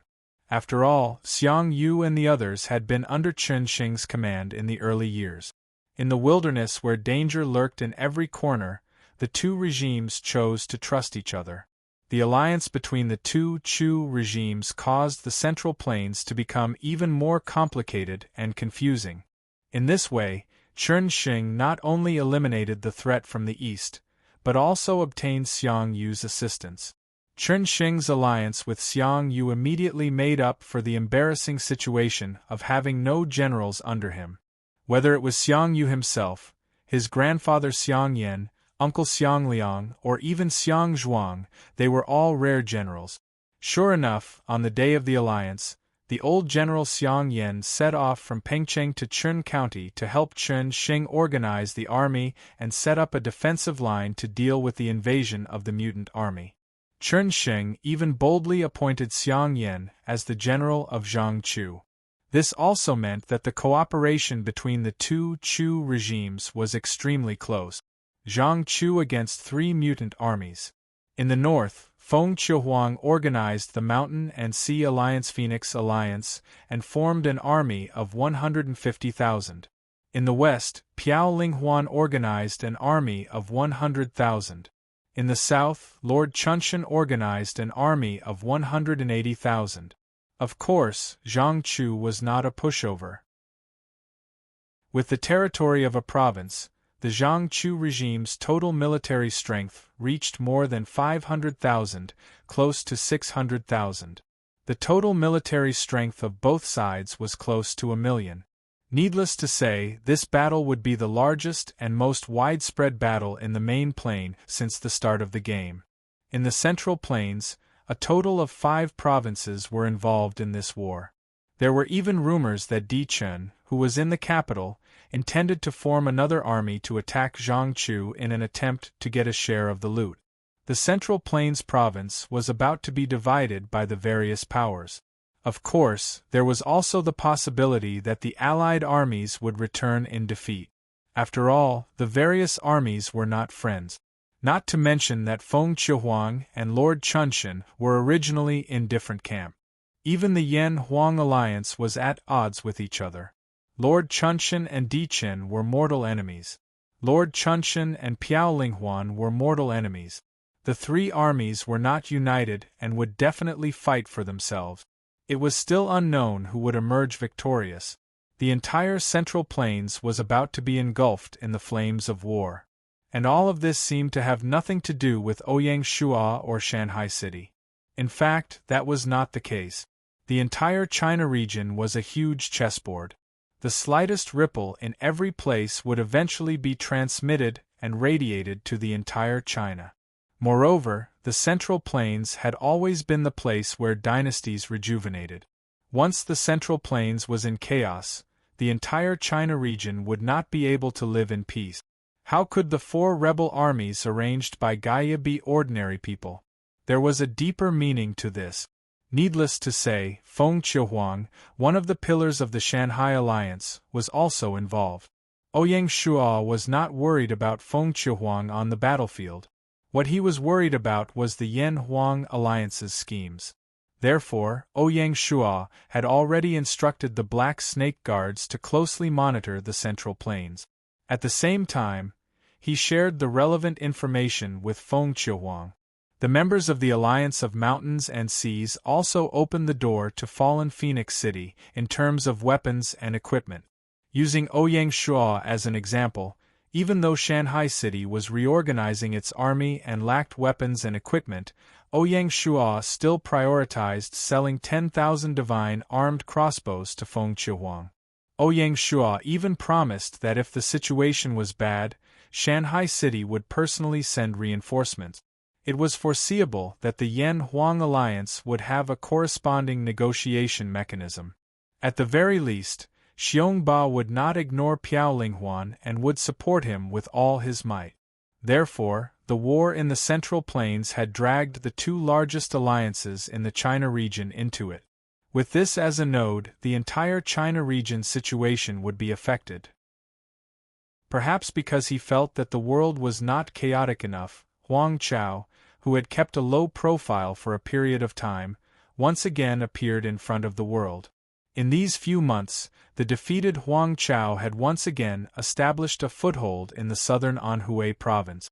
Huang Chao, who was unwilling to be left out, followed Chen Xing and declared himself a king. He officially established Daqi's political power in Anqing, south of the southern Anhui province. From then on, the three rebel armies established their own countries and declared themselves kings. After Huang Chao established Daqi's political power, his ambition grew once again. He immediately announced that he was going on a northern expedition to recover his lost territory and take over the entire southern Anhui province. Once the Great Qi Empire made its move, the hearts of the surrounding provinces would be affected. The Jiangchuan province in the south, the Jiangnan province in the southeast, the Jianya district in the northeast, and even the West Chu regime in the north all moved in response. For a period of time, the southeast region was also filled with the smoke of war. In order to prevent Daqi from becoming too big, the three provinces also began to mobilize before the war. In the south, the siege lions began to organize the allied forces in the Jiangchuan province. In the east, Xiongba and the war wolves were sharpening their knives, preparing to form a huge allied army to attack Daqi. In this war, the war wolves and the others were determined to completely annihilate Daqi. Otherwise, once a peasant rebel army like this fled, it would be too easy for them to rise again. This time, it seemed that Di Chen's previous decision to lead the allied army to annihilate the Yellow Turban was indeed a wise decision. Amidst the chaos of war, only the capital still maintained a rare peace. Apart from Huang Chao's rebel army, the Taiping Heavenly Kingdom in the southwest was also ready to move. After completing the digestion of Guilin County and Zhenan County, Hong Xiuquan would certainly expand outwards again. In this way, the northern Sichuan province in the north and the Yunnan province in the west were all within his attack range. For a period of time, with the three rebel armies as the center, the entire land of the China region was turned upside down. There was no longer a place of peace. The momentum of the peasant rebellion, after 10 months of operation, reached its peak in the wilderness. The year of rebellion and year of war completely erupted in the last 2 months of the second year of Gaia. These last 2 months would determine the fate of the China region for a period of time. If the three rebel armies could be extinguished, the strength of the lords of the China region would rise to another level. On the contrary, if the three rebel governments were allowed to resist, there would no longer be a day of peace in the wilderness in the future. And this was Gaia's test for the lords. Whoever could stand out in this test would receive extra attention from Gaia. To be continued. Chapter 486. The China region was in flames, and the rest of the world was not peaceful either. With the arrival of Gaia's third year, the entire world was undergoing profound changes. Some small countries had limited land, limited number of players, and limited citizens. After 2 years of cooperation, the overlords of the countries gradually began to rise, integrating the power of the country, and completing the unification ahead of time. The situation of the entire region began to become clear. The most obvious was the European continent. Norway, Iceland, Italy, Portugal, the Netherlands, and other countries had completed unification. Germany, England, France, Sweden, and other countries were also close to unification. Before Ouyang Shua's rebirth, even the entire European continent had the tendency to form a unified alliance. The European Union had always been a super-region that could not be ignored in the world. The only ones who could keep these great lords in check were the native. Similar to the peasant rebellion in the China region, Gaia in other countries, according to the history of each country, correspondingly put in the indigenous forces to compete with the player lord. In short, Gaia would not let the lords have it easy. The wilderness was always a world where danger and opportunity coexisted. In comparison, China had a long history, and had ample choices when it came to setting up wars and indigenous forces. It was different for other countries. Some countries had nothing to write home about in their ancient times.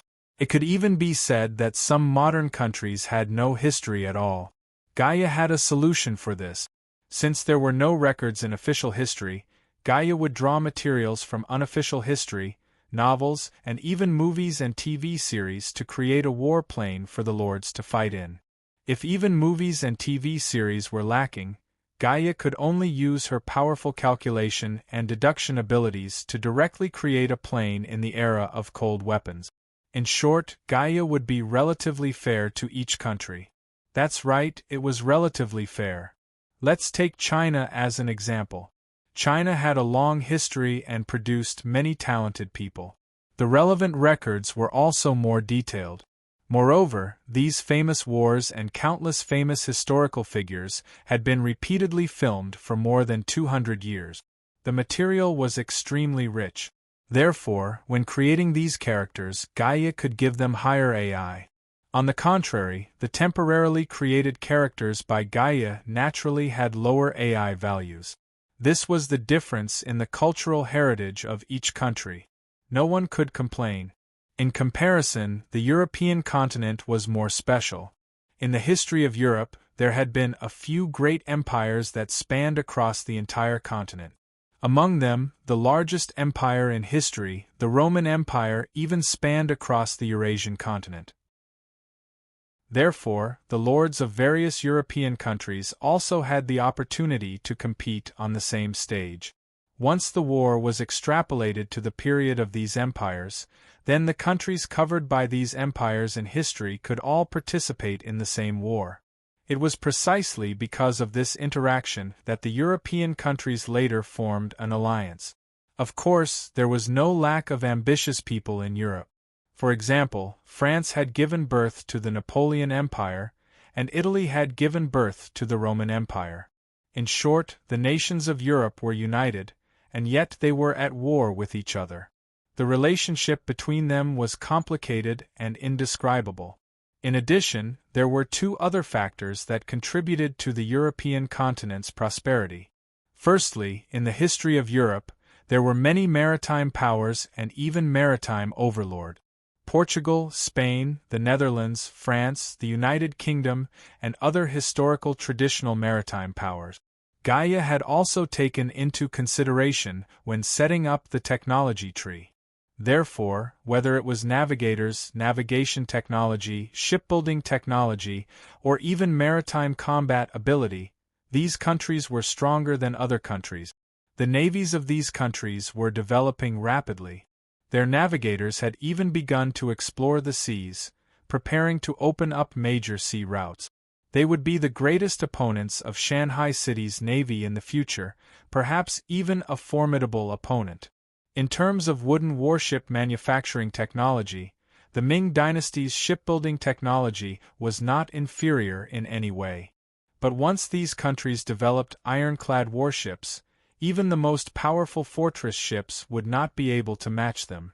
Precisely because of this, Ouyang Shua had established the 7th Research Institute from the beginning to conduct related basic research. Although the conditions of Shanghai City could not be compared to England, the Netherlands, and the other countries, at least it would not be too far behind like in history. Secondly, the European continent was the birthplace of the Industrial Revolution. Technological change was the most fatal. The research on the steam engine in Castle Avic had entered the final stage. At most, in half a year, the first steam engine would be officially released. The germination of the Industrial Revolution was in the midst of gestation. Once the Industrial Revolution broke out in England and spread to the entire European continent, the power it would bring was enough to make people fear and destroy everything. In his previous life, China did not have the capital to fight against these countries. The European continent was a continent that no one could underestimate. Apart from Europe, Africa, Asia, and other continents were also progressing at a rapid pace. Among the countries on the African continent, the chief had absolute authority in the game. They were the de facto leaders. Therefore, they did not need to compete at all and could easily complete the unification of their countries. Below the chief, There were also the middle chief and the junior chief. In Africa, the chief was an intimidating and mysterious figure. In the past, the chief was the natural ruler of the tribe or region and had absolute authority in all aspects. In the game, the people of the country were also willing to unite by the chief's side and unite their will. It was precisely because of Africa's unique cultural elements that the entire African continent was the first to be unified. Of course, the so-called unification only referred to between tribes and countries. After the internal unification, the countries under the leadership of the chief, due to the long period of peace, the accumulated warlike genes in their bodies were completely unleashed in the game. The entire African continent was also filled with the flames of war. The frequency of the war, the cruelty of the enemies, and the passion of the players for war were not inferior to the heroes of China. In some aspects it was even better. For them, this kind of war where they could reincarnate was not so much a war as a game. Everyone was immersed in this carnival of iron and blood. In the whole world, probably only the players in the African continent were really enjoying the game. They could not wait to make a ruckus of the war desire that had been accumulated in their blood for hundreds of years. Therefore, they were crazy and uncompromising. They would use one country to completely annihilate another country as a sign of the end of the war. After the players of the destroyed countries were reincarnated in the neighboring countries, they rejoined the war. In the 5 years of his previous life, the entire African continent was still in the midst of war. Even the countries of other continents were not interested in the barren African continent. It was precisely because of this that these chieftains could unscrupulously vent their passion for war. It was estimated that only Egypt, South Africa, and a few other African countries would play a role in the future world war. As for the other countries, they were just playing with themselves. The African continent was a magical continent. The situation in the Asian continent, except for China, was somewhat similar to Europe. Of course, due to the influence of Eastern culture, the process of unification of these small countries was relatively more difficult. In Annam, the lord of Zhenhai City, Yuan Tianke, had already occupied the entire northern part of Annam. The southern part of Annam had also been unified. The two giants would finally fight to the death to determine the overlord of Annam. In the East Ocean continent, lord players and adventurers were the same. In terms of lords, Honda Keisuke's Mikasa City had become the overlord of Japan. In terms of guilds, Japan's Black Dragon Guild had also completed the unification of the guilds and occupied the only capital city of Japan, Tokyo. The entire Japan was accelerating the integration, and even Mikasa City and Black Dragon Guild had begun to cooperate. The eyes of the Japanese had shifted from the mainland to the overseas. The Japanese were aggressive by nature, and they would definitely not be content with just a corner. The vast coastline of the China region had become the target of the Japanese. In his previous life, the coastal territories of the China region had been harassed and attacked by Japanese pirates. It was precisely because of this that China launched a vast expedition to annihilate Japan in one fell swoop. In Goryeo, the situation was somewhat similar to Annam. Due to historical problems, Goryeo was in a situation of confrontation between the north and south, forming a situation of two powers competing for hegemony. Pu Sunji's Yusen City had completed the unification of South Goryeo. Goryeo's only capital, Seoul, was in chaos. Goryeo was also ambitious. In his previous life, Goryeo had once burned, killed, and looted the northern part of China. The first to bear the brunt was the Kyoto region. In his previous life, because Di Chen paid too much attention to the interests of the Central Plains, he did not pay attention to such a trivial disease, so he was criticized by the players of the China region. In this life, Baian's Naughty Rock City would be the front line against Goryeo. In addition to Japan and Goryeo, island countries like Luzon and Johor were also hidden dangers. They were like a pack of hungry wolves, surrounding China and eyeing China covetously. The Asian continent was the most complicated region in the world. Other than that, there was the American continent. In the American continent, the greatest threat was still North America. In North America, among the three countries of the United States, Canada, and Mexico, the United States was the most powerful. The setting of Gaia's technology tree was also biased against the United States. Otherwise, Jack Dawson would not have already had a team of firearms when he was promoted to a county town. The United States firearms tree was the most advanced in the world. Guns and cannons would be born in the United States, so China, which was still using cold weapons, was in an extremely difficult situation. This was the so-called relative fairness. While the China region had a rich history of fierce scholars and a brilliant civilization, they had to tolerate these countries with a relatively short history to have firearms. Of course, Gaia would set a certain limit on firearms. Otherwise, it would not be relative fairness, but absolute unfairness. Ouyang Shua even predicted that in the future of the game, Gaia would remove the restrictions on the technology tree of all countries. However, the specific time frame was not certain. In his previous life, there were at least no signs of this in the 5th year of the game. Of course, at that time, the countries did not have the strength to carry out cross-ocean warfare. A full-scale world war had not broken out yet. Everything was still unknown. In short, the future hegemons had begun to bare their fangs. The world was changing, but the China region was still immersed in the struggle for hegemony. Even Ouyang Shua, who understood the direction of the game, could not escape. He was in the game, and he had no choice. To be continued. Chapter 487. P.S. It's a new week. I'm looking for recommendations and monthly vote. Of course, don't forget to subscribe. No matter how the world changed, Ouyang Shua still had to take things one step at a time. However, on October 5th, an urgent message from the Military Intelligence Department disrupted Ouyang Shua's inspection plan. He had to end his inspection of Zhaoqing County early and rush back to Wulong City. While Chen Xing and Huang Chao were jumping up and down, Hong Xiuquan, who had been patiently waiting, finally made his move. As soon as this heavenly king made his move, Shanghai City was in trouble. On October 2nd, the second day after Chen Xing established his country, Hong Xiuquan and Qi Yu secretly reached an agreement. The representatives of both sides signed a peace agreement at the border of Wuzhou County. The two indigenous forces would not invade each other and live in peace. One went to the west and the other to the east. As soon as the agreement was signed, the Taiping Heavenly Kingdom's Eastern Army stationed at the border of Wuzhou County withdrew.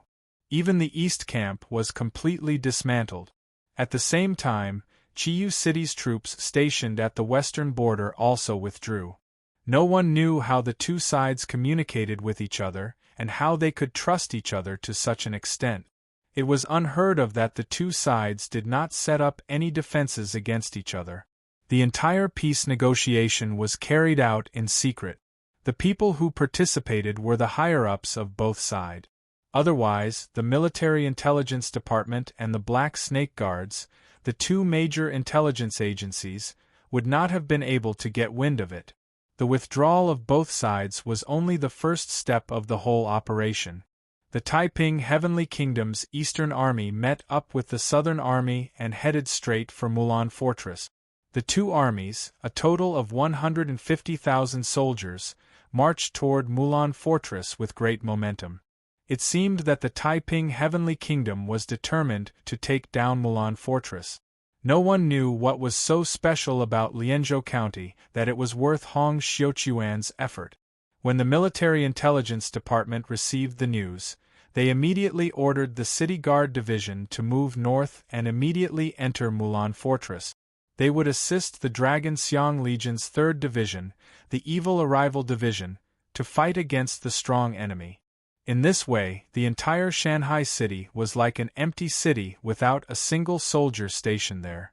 Du Ruhui immediately ordered the city defense forces of all the prefectures and counties in Lianzhou County to enter the first level of alert and be on standby. The only fortunate thing was that the North Sea Bay Fleet's first formation had successfully returned to North Sea City. The Lian province was safe for the time being. The 1st Division of the Tiger Troop stationed in Cheongzhou County was also urgently moving to Cliff Mountain City. If there were any changes in the situation, Fanlihua's corps would be the main force sent to reinforce Shanghai City. In addition to attacking the Mulan Fortress, the Taiping Heavenly Kingdom also merged the Western Route Army and the Northern Route Army into one, forming a new Western Route Army. The total number of soldiers reached 200,000, and the vanguard was directed at Kunming County in the eastern part of the Yunnan Province. Kunming County was the county that occupied the largest area in Yunnan Province, occupying a third of the province's territory, and was also the sphere of influence of Lingxi City. After a period of expansion, Lingxi City had already occupied more than half of Kunming County's territory. It was just that the area occupied by Kunming County was truly too large, and it would still take some time for Lingxi City to control the entire county. But before Baihua could take another step forward, such an unforeseen event occurred. Lingxi City was not completely unguarded against the Taiping Heavenly Kingdom. The problem was that the Heavenly Kingdom of Peace had 3 counties. Other than expanding to the west, the North Chuan Province and the South Xiang Province were both good places to go. Who would have thought that Hong Xiuquan would actually change his previous strategy of attacking in all directions, and instead concentrate his forces to attack Kunming County with all his might. In this way, Lingxi City's situation was not good. The location of Lingxi City was just near the border between the Yunnan Province and the South Chuan Province. When the Taiping Heavenly Kingdom attacked Yunnan Province, Lingxi City was the first to bear the brunt. After receiving the news, the entire Lingxi City had already issued the first level of mobilization. Zhang Liao led an army of 50,000 and was rushing to the border to set up the first line of defense. The total strength of the entire Lingxi City was only about 5 regiments and around 70,000 soldiers. This time, Baihua was fighting with all his might. He had no choice but to do his best. Once the Taiping Heavenly Kingdom's army broke through, he would not be able to keep his lair. What made Baihua helpless was that the entire Kunming County that had not yet been occupied by Lingxi City had unanimously chosen to watch from the sidelines, and had no intention of joining the coalition army. Perhaps, in the minds of these lords, rather than being slowly nibbled away by Lingxi City, it was better to watch Lingxi City's destruction. As for how to deal with it in the future, that would be another matter. In other words, Lingxi City would not be able to recruit reinforcements for the time being. For a moment, Lingxi City was in a state of emergency. Lingxi City was a very important node in Ouyang Shua's territory, and it could not be lost. At this moment, only Shanghai City might be able to send reinforcements to Lingxi City. The other allies of the Alliance of Mountains and Seas were also caught in the chaos of war, and could not extricate themselves.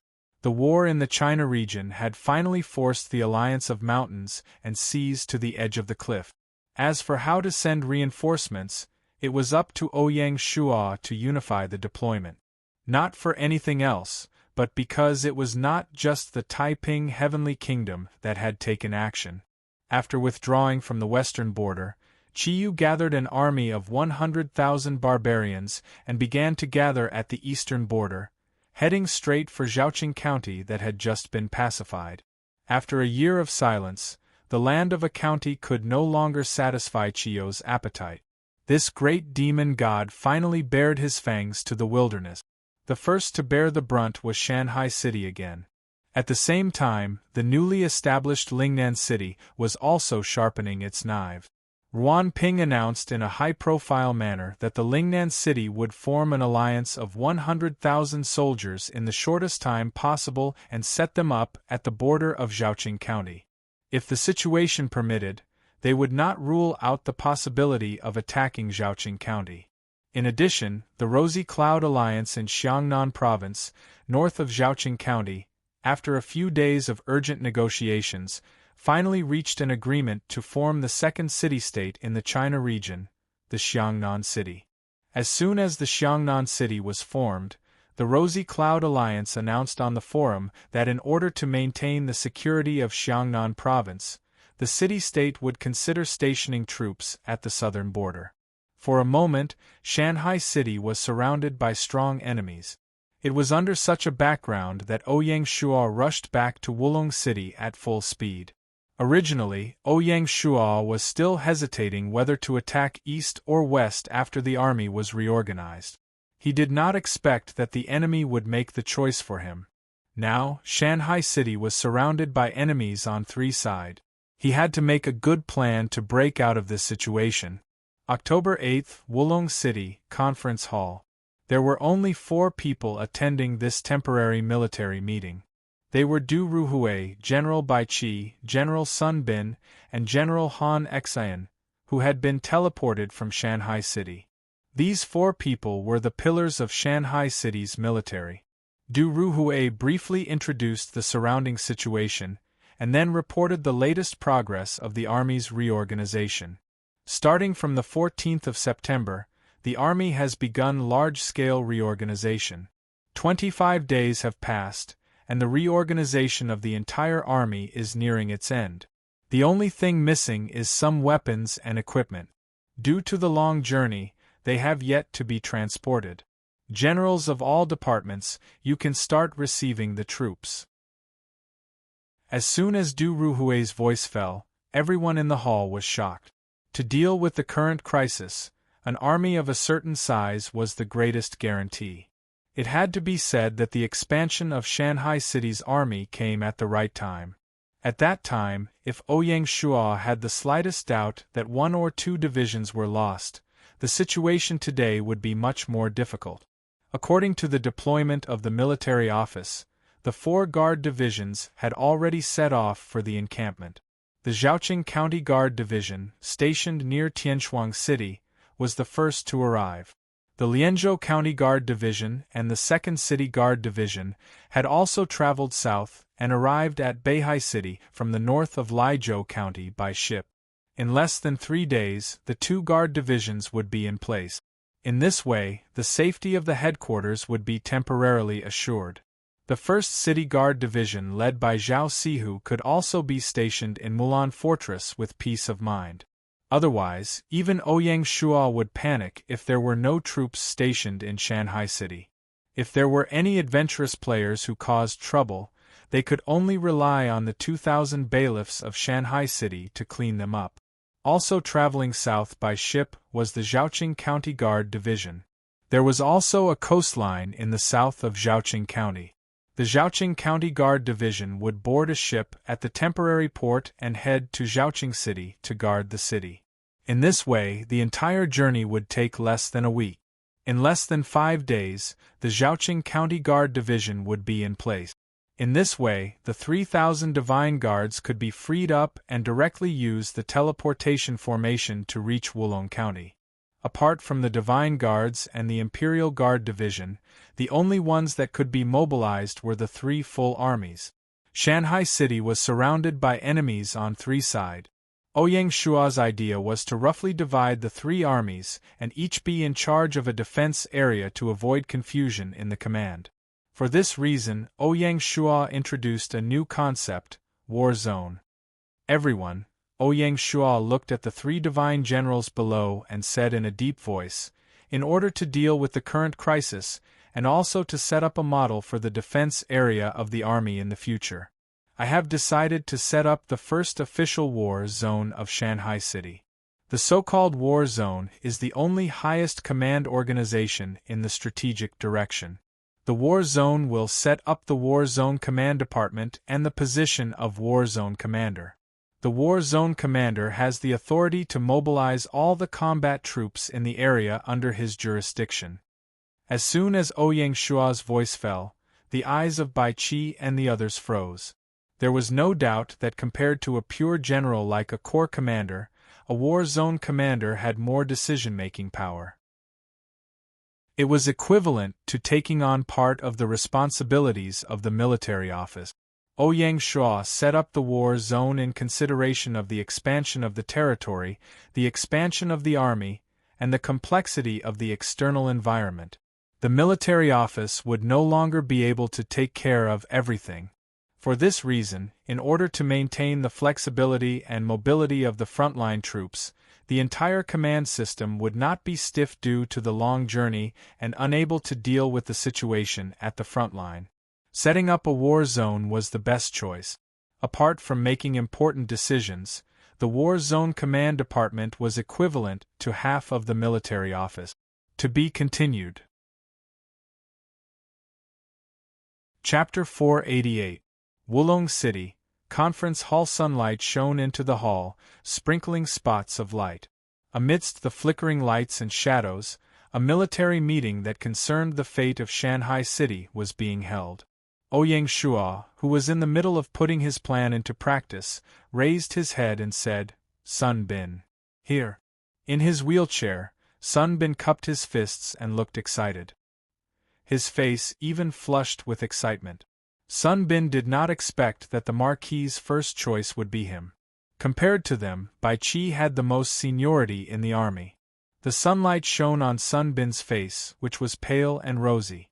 Ouyang Shua stared at this divine general, who was disabled but had a strong will, and then said in a deep voice, "This Marquis has decided to establish the Lingnan war zone, and you'll be the commander of this war zone." As the name suggests, the Lingnan war zone covers the entire Lingnan province, including Cheongzhou County. Everything is within the Lingnan war zone's range of operations. The Lingnan war zone consists of the Blind Tiger Brigade, the Cheongzhou County Garrison Division, the Laizhou County Garrison Division, the Zhaoqing County Garrison Division, and the Zhenhai City Garrison Division. In total, there is a field corps and 4 garrison divisions. At the same time, the first formation of the Jiaozhou fleet that had just been established was temporarily under the command of the Lingnan battle zone. As for the first formation of the Cliff Mountain fleet, it is still under the command of the Military Affairs Office. Putting the local garrison divisions under the command of a war zone was a new change in the military after the establishment of a war zone. As the number of garrison divisions increased, the military administration was unable to properly control each and every one of them. If that was the case, it would be better to put the garrison division under the unified command of the war zone within the jurisdiction. Other than the garrison division, the navy in the area was also included in the war zone.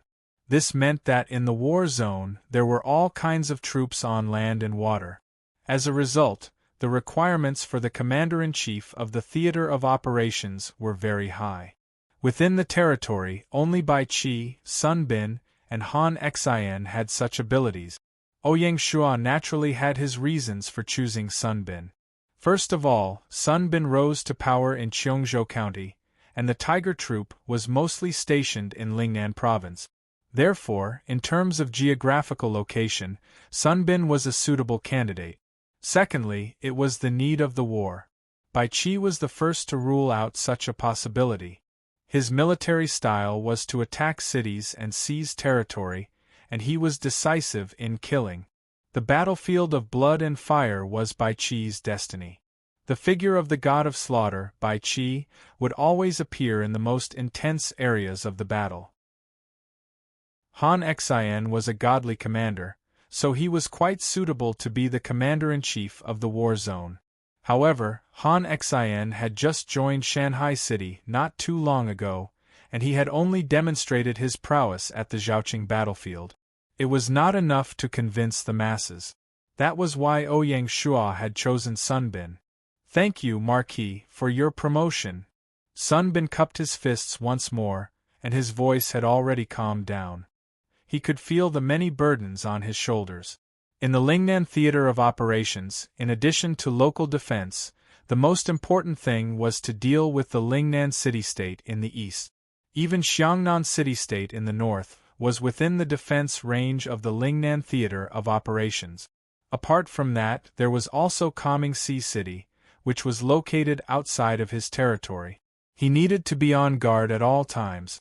In comparison, an army of 120,000 soldiers did not seem very huge. The War Zone High Command is located in Skyfrost City. The structure of the High Command Department was based on the structure of the Military Affairs Department. It consisted of the Military Intelligence Department, the War Preparation Department, the Military Law Department, and the Operations Department. Members of the various divisions were transferred from the Military Affairs Department to set up the framework. At the end of the year, the graduates from the Army Martial Arts Lecture Hall will fill in the gap. According to Ouyang Shua's plan, in addition to the War Zone High Command Department, there would also be a military advisor. Unfortunately, apart from Zhao Kuo, there was no suitable military advisor in the territory. And Zhao Kuo was in charge of the Military Affairs Department as the War Preparation Department, so he could not be transferred. In this way, the position of military advisor in the Lingnan Theater of Operations could only be temporarily left vacant. The establishment of the War Zone High Command Department was one of the core elements of the War Zone. With a fixed War Zone High Command Department, it was equivalent to ending the tradition of having to wait until the war to temporarily transfer departments. In the future, the entire Lingnan battlefield would be under the War Zone High Command Department. Whether it was the mobilization of troops, the supply of supplies, or the drafting of battle plans, they would all be carried out by the War Zone High Command Department. Of course, the Military Affairs Department still had the authority to command and guide the War Zone High Command Department. Ouyang Shua wanted to establish an efficient command system, not let the generals be independent. Especially the Military Law Department, the military judges were all dispatched by the Military Affairs Department, and they had independent law enforcement power. I'll leave the defense of the territory's eastern front to you. Ouyang Shua reminded Sun Bin one last time. I will not disappoint the Marquis. This was the highest promise that the civil and military officials of Shanghai City could make to the Marquis. Ouyang Shua nodded and turned to look at Bai Qi and Han Xian, who had been silent all this time. He said, "Pure defense is not the style of Shanghai City. After we stabilize the eastern defense line, we can free up our hands to deal with Chiyu City and the Taiping Heavenly Kingdom." Ouyang Shua's words were overflowing with dominance. Bai Qi and the others also looked at ease. They were all people who had been through great storms and waves. What kind of changes had they not seen, and what kind of dangerous situations had they not been through? It did not matter what kind of shady deals Hong Xiuquan and Chiyu had made. In the end, it was all about strength. It would not be easy to defeat Shanghai City. Ouyang Shua also had a clear division of labor for Bai Qi and Han Xian. General Bai Qi. Yes, General. General, lead the 2nd Division, the 4th Division, and the newly established 5th Division back to Lianzhou County and station in Mulan Fortress. The war with the Taiping Heavenly Kingdom in the north will be under your command. Bai Qi was the commander of the northern military camp in the beginning. Now, it was equivalent to returning to his original post. Bai Qi was exceptionally familiar with Mulan Fortress. Rest assured, Marquis. Ouyang Shua nodded and continued, General, remember to temporarily adopt a defensive stance in the war with the Taiping Heavenly Kingdom. The most important thing is to ensure the safety of our ally, Lingxi City. Therefore, General, when you return this time, you must strengthen the cooperation between the two armies. When necessary, you can send Luo Shixin's division to Lingxi City to reinforce the Allied forces. General, please remember that Lingxi City cannot be lost. Mulan Fortress, a steel fortress. On the walls of the stronghold, there were more than 100 crossbows equipped with 3 bows and 8 bulls ballistae. Ouyang Shua was confident that even if there were only 4 divisions stationed, with Bai Qi as the commander, it should be impregnable. Even if the Taiping Heavenly Kingdom sent more troops, It should not be forgotten that Lianzhou County still had the Lianzhou County Guard Division and the 2nd City Guard Division. The two major guard divisions, especially the Lianzhou County Guard Division, could reinforce Mulan Fortress at any time. Ouyang Shuo did not know who gave Hong Xiuquan the confidence to actually dare to attack the strongest fortress in China. No matter what, he must make him bleed. What Ouyang Shuo was most worried about was Lingxi City. It was precisely because of this that Ouyang Shuo arranged for a trump card division like Luo Shixin to reinforce Lingxi City. However, even with the reinforcement of Luo Shixin's division, Lingxi City was in imminent danger against the 200,000 troops of the Taiping Heavenly Kingdom. Not to mention, the other lords of Kunming County might stab Lingxi City in the back. Time was tight, and Ouyang Shuo had not thought of a countermeasure for the time being. After all, Shanghai City had to deal with several enemies, and its own military strength was also limited. Being able to reinforce a division was already the limit of what Ouyang Shuo could do for now. Now, Ouyang Shuo only hoped that Bai Hua could have a way to save herself. This overlord of Yunnan in his previous life should also release her dazzling brilliance. Bai Qi nodded and did not speak. This god of slaughter was usually a man of few words, but once he made a move, it would be a sea of blood. In the Battle of Zhaoqing, Bai Qi's strategy of burning down the city had completely reversed the situation. After that, Fan Zhongyan and the other civil officials had secretly protested to Ouyang Shuo, accusing Bai Qi of being too murderous and disregarding the lives of the common people. It was not only Fan Zhongyan, but Meng Zi and the other Confucian scholars had also criticized Bai Qi incessantly. It was just that Ouyang Shuo was not in the territory during this period of time, so they had no one to complain to. Bai Qi's image in the civil officials group had plummeted. Cold-blooded butcher was the title given to Bai Qi by the civil officials. Where there were disadvantages, there were advantages. In the army, Bai Qi's prestige was like the sun in the sky. The name of the god of slaughter resounded everywhere. It was just that Bai Qi seemed indifferent to the discussions of the outside world, be it praise or criticism. Ouyang Shuo knew that Bai Qi had his own Tao, and it was not something that could be shaken by outsiders. This Tao might not be the Tao of slaughter that the outside world misunderstood. Killing was just Bai Qi's appearance. All of Bai Qi's schemes were for the sake of war. For the sake of victory, any means was acceptable. He was like an artificial intelligence, abandoning all human feelings on the battlefield. The only thing left was reason, completely reason. That was why outsiders felt that Bai Qi was cold. His face was cold, but his heart was even colder. Someone once joked that even Gaia was more emotional than Bai Qi. Ouyang Shuo did not agree with this. At least when it came to his family, Bai Qi was a man of affection. Bai Qi's coldness was loneliness, the puzzlement and loneliness of outsiders. A master was lonely. Finally, Ouyang Shuo looked at Han Xian. In the Battle of Zhaoqing, the characteristics of Han Xian's military tactics had begun to show.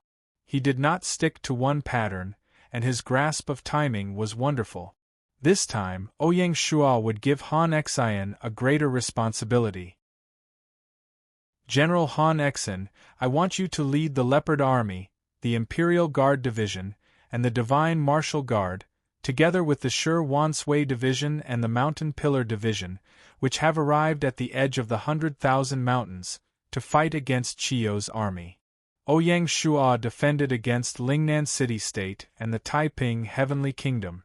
But against Qiu, it was a thorough attack. Ouyang Shuo's goal was to completely defeat Qiu's army and occupy Wuzhou County. It was precisely because of this that Han Xian led the strongest of the three armies. They were all made up of field troops, with trump cards like the Imperial Guard Division, and veteran divisions like the Shi Wansui Division. Only by defeating Qiu's army could the entire battle situation be revived. There was no doubt that this would be a tough battle. It should be known that Qiu's trump card had not been revealed yet. To be continued. Chapter 489. In the face of the crisis, Ouyang Shuo divided the army of Shanghai City into three groups. Sun Bin commanded the Lingnan battlefront and guarded the eastern front. Bai Qi commanded the northern front in Mulan Fortress. Han Xian commanded the army to fight against Qiu's army. After the arrangements were made, the next step was to mobilize the army and carry out the final preparations before the war. As for the deployment of war resources, it had already begun a month ago. After all, Ouyang Shuo knew that there would be a battle between Qiu City and Lingnan City-State sooner or later. Therefore, the mobilization of resources had already begun without waiting for them to move out. After the meeting, the generals received the order and left. Sun Bin led his troops to Heavenly Frost City and set up the headquarters of the Lingnan battlefront and the eastern defense line.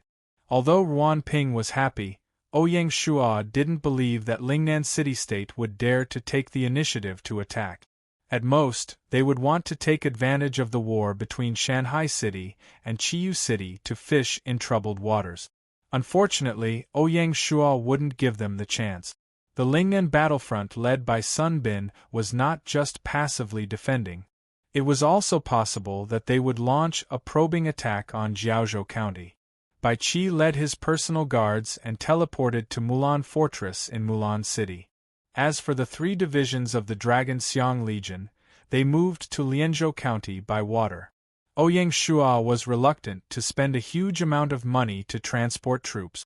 The army of the Taiping Heavenly Kingdom was also waiting for provisions. The real war wouldn't start so soon. Han Xian led his troops to the border of Zhaoqing County and prepared to set up a frontline command center there. Ouyang Shuo wanted to try his best not to spread the flames of war to Zhaoqing County. The army was led by three divine generals, so Ouyang Shuo didn't need to worry. Coupled with the cooperation of the military office, everything seemed to be in order. Shanghai City was no longer worried about the war. Taking advantage of this rare opportunity, Ouyang Shuo left Wulong City and teleported back to Shanghai City. Ouyang Shuo returned to Shanghai City to complete the promotion of his territory. As early as October 1st, Shanghai City had reached the upper limit of 500,000 people. However, Ouyang Shuo was in Zhaoqing County, so he was delayed. It was a good opportunity to complete the promotion of the city. Ouyang Shuo didn't disturb anyone when he returned to Shanghai City. He chatted with Song Jia for a while, then went to the main hall alone. Ouyang Shuo had completed the promotion process 9 times and was already familiar with it. He muttered, "Territory level up," in his heart, and a white light flashed. In the middle of the main hall, the golden stone tablet once again slowly rose from the ground. Ouyang Shuo of the stone with his right hand, the system. The system prompt sounded. System notification. Shanghai County Promotion Requirement, Condition 1. The population has reached the population limit of 500,000, which is met. 500,000 people of Mountain of Shanghai City. According to the plan, if the entire Shanghai City was fully developed, it would be able to accommodate at least 5 million people. In other words, the current population of Shanghai City was only 1/10 of the population capacity. Shanghai City of the city of Shanghai of town. Town High City is still. Of construction of mountain of has. County. Of the city. Of the county. Is Shanuf is. Tang. City was. Of town. Of the county. Of town was. As city of town. Shu County town. City of Mu town of Sanyang town. High City town of town. Condition 3. The suzerain's title is at least a second-class marquis. In the entire China region, other than Ouyang Shuo, who was a first-grade marquis, there were only 2 second-grade marquises, Bai Hua and Feng Chihuang. Di Chen and the others were still a long way off. At this stage, no one could surpass Ouyang Shuo's superiority in terms of nobility. However, the rank of duke was a huge hurdle. It required 1,000,000 merit points, 5 times that of a first-rank marquis. In other words, it was possible for anyone to surpass the duke level. If nothing unexpected happened, Ouyang Shuo would not be able to complete his advancement for a very long time. System notice. Congratulations to player, who says that has no clothes, you have fulfilled all the requirements to level up Shanghai City. Do you wish to level up? Level up. On the stone tablet, golden light soared into the sky and exploded in the sky, turning into a golden halo that spread in all directions. The halo extended all the way to the new edge of the territory before disappearing again. System notice. Congratulations to player not have clothes for leveling up his territory to a rank 2 county city. The county lord's mansion has automatically leveled up. Please check for yourself. Ouyang Shuo no longer paid much attention to the leveling up of the lord's mansion. This was because the current protectorate of the southern border had long since surpassed the scale of the system's planning. System notice. Congratulations to player not have clothes for leveling up his territory to a rank 2 county city. After the promotion, a territorial teleportation array will be added. Please select the location of the teleportation array. He did not expect that there would be such benefits after leveling up to a county city. In his previous life, Ouyang Shuo did not have much understanding of the county cities of Lord players. He did not know that there was such a setup. For a large city like Shanghai City, the addition of a teleportation array was of great significance. The current teleportation array was located within the royal city. As such, it was extremely inconvenient for the commoners to use it due to the factor of safety. When a major incident occurred and the royal city was sealed, the teleportation array would also be sealed and could not be used. However, Shanghai City's influence in the China region was growing day by day. Regardless of whether it was students, merchants, or skilled people, there would be people coming every day. The Imperial Guard Division that guarded Royal City suffered unspeakable hardships and lived in fear all day long. Now, with the addition of a teleportation array, Ouyang Shuo could make a difference. He set the teleportation array of the Royal City to be used only by the territory's soldiers and officials, as well as those specially invited by Ouyang Shuo. The additional teleportation array was limited to the commoners. This way, there would be no hidden dangers that would cause trouble for the Imperial Guard Division. Ouyang Shuo thought for a moment and decided to set up the second teleportation array in the Northern District. Firstly, the Northern District was the entrance to Shanghai City, and it was also a residential area, so it was convenient to come and go. Secondly, the Middle District was below the Northern District, so it was very convenient to go in and out of other districts. Finally, there was another point. The two sides of the Northern District were the encampments of the City Guard Division. As such, if someone really wanted to use the teleportation array to cause trouble, the nearby City Guard Division would immediately arrive and lock down the entire Northern District.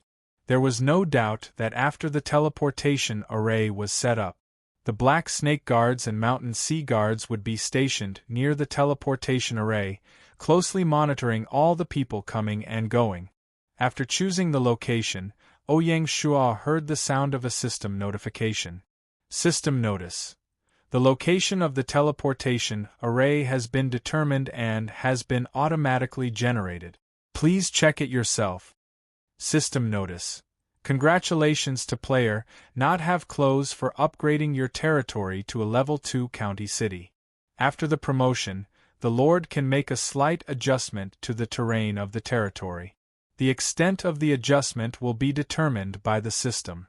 Please select the terrain to be adjusted. Friendly reminder.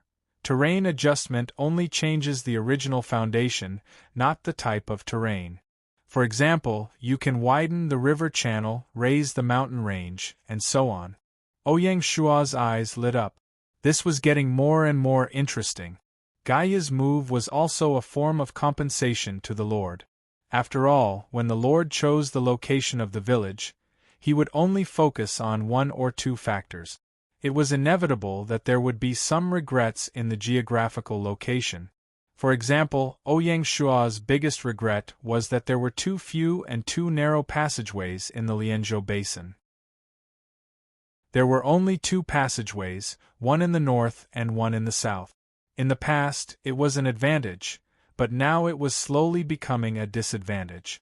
Ouyang Shua didn't dare to make any changes to the canyon between the Southern Guard Pass and the Mulan Fortress, because if he made any changes, the Mulan Fortress would be destroyed, and the army of the Taiping Heavenly Kingdom would be able to march straight in. Ouyang Shua didn't want to make a mistake, so he directly chose to change the river channel in the south. Ouyang Shua hoped that after the changes, large ships would be able to directly enter Shanghai City's dock through the river channel. Widen the Friendship River, Qiushui River, and the Canyon Channel where the 2 rivers converge. System notification. Terrain change application confirmed, widening river channel, calculation in progress. System notification. Calculation complete, terrain change complete. The Friendship River and Qiushui River will both be widened to 100 meters, and the Canyon Channel will be widened to 200 meters. The depth of the 2 rivers will be expanded correspondingly. Please check the details yourself. In just an instant, the 2 rivers had each more than doubled in width. The people on both sides of the river didn't realize it at all. It was as if time had stopped for a moment, and the river channel had widened. Seeing this, the people on both sides of the river slowly knelt to the river and prayed. In their minds, the river god was showing his power. At this point, the Friendship River and Qiushui River also had river gods, and they were worshipped by the people. The people spontaneously built river god temples on both sides of the river and worshipped them. After the river channel was widened, even large ships could freely enter and leave Shanghai City.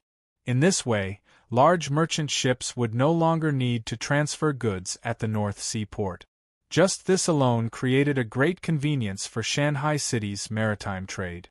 Of course, correspondingly, it would also bring new challenges to the defense of Shanghai City. After all, if ships could enter Shanghai City, then the pirate ships could naturally enter Shanghai City as well. The North Sea Bay Fleet became more and more important.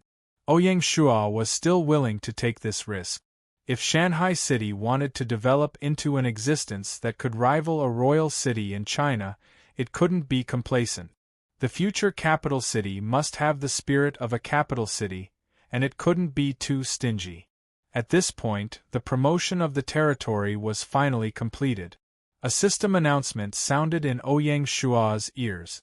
System announcement. Congratulations to player not have clothes for becoming the first lord in China to be promoted to a level 2 county city. The reward is 4,400 achievement points. Shanghai City's promotion this time didn't cause any disturbance, because the entire China region was in chaos. All the lords' attention was on the battlefield, and they had no time to care about anything else. To be continued. Chapter 490. October 9th, Shanghai City, Protectorate of the Southern Border. Although Shanghai City's promotion was quiet and unnoticed by the outside world, it was still a great achievement for Shanghai City itself. Not to mention other things, just the addition of the teleportation formation and the widening of the river would have a profound impact on the development of Shanghai City, increasing the city's potential for development. It was unknown what kind of reward Gaia would prepare for the next promotion. In the main hall, the territory stone had sunk into the ground again. Ouyang Shua began to look at the territory's attribute. Territory name: Protectorate of the Southern Border, Lord. Protectorate of the Southern Border, Marquis of Lianzhou Wui, First Class Marquis, Main Title. Number 1 County, increases territory popularity by 50. The secondary title: Holy Land of 100 Families, Blessed Land of Craftsmen, Land of Martial Arts, Territory Administration, Shanghai City, Level 2 County. Population Administration 500,000/1,000,000 Refugee Respawn Rate 501 plus 50 equals 750 refugees per day. True respawn rate 750 plus 700 plus 700 is equal to 2,150 refugees per day. Territory area 4 counties, more than 800,000 square kilometers. Territory characteristics. Slight political index. 80 out of 100 determines administrative efficiency, affects popular sentiment. Economic index. 85 out of 100 determines trade prosperity, affects tax revenue. Cultural index. 88 out of 100 determines education, affects quality of residence. Technological index. 50 out of 100 determines research level, affects technology tree. Military index. 85 out of 100 determines military strength, affects stable relationships. Territory administration: Lianzhou County, Cheongzhou County, Laizhou County, Zhaoqing County, and Zhenhai City. Financial institution: the Bank of the Four Seas. Territory Academy. Southwest University China Hall, Principal Jiang Shang. Military Lecture Hall, Principal Sun Wu. 100 Schools of Thought. Military, legalism, Moism, agriculture, vertical and horizontal. Territory Chamber of Commerce. Chui's Chamber of Commerce, Song's Chamber of Commerce, Bai's Chamber of Commerce, etc. Special building. Library, hidden building. Mazu Temple, Recruitment Hall, Yellow Emperor Temple. List of basic buildings. Frowny Face Zither Academy. The official office in charge of the zither.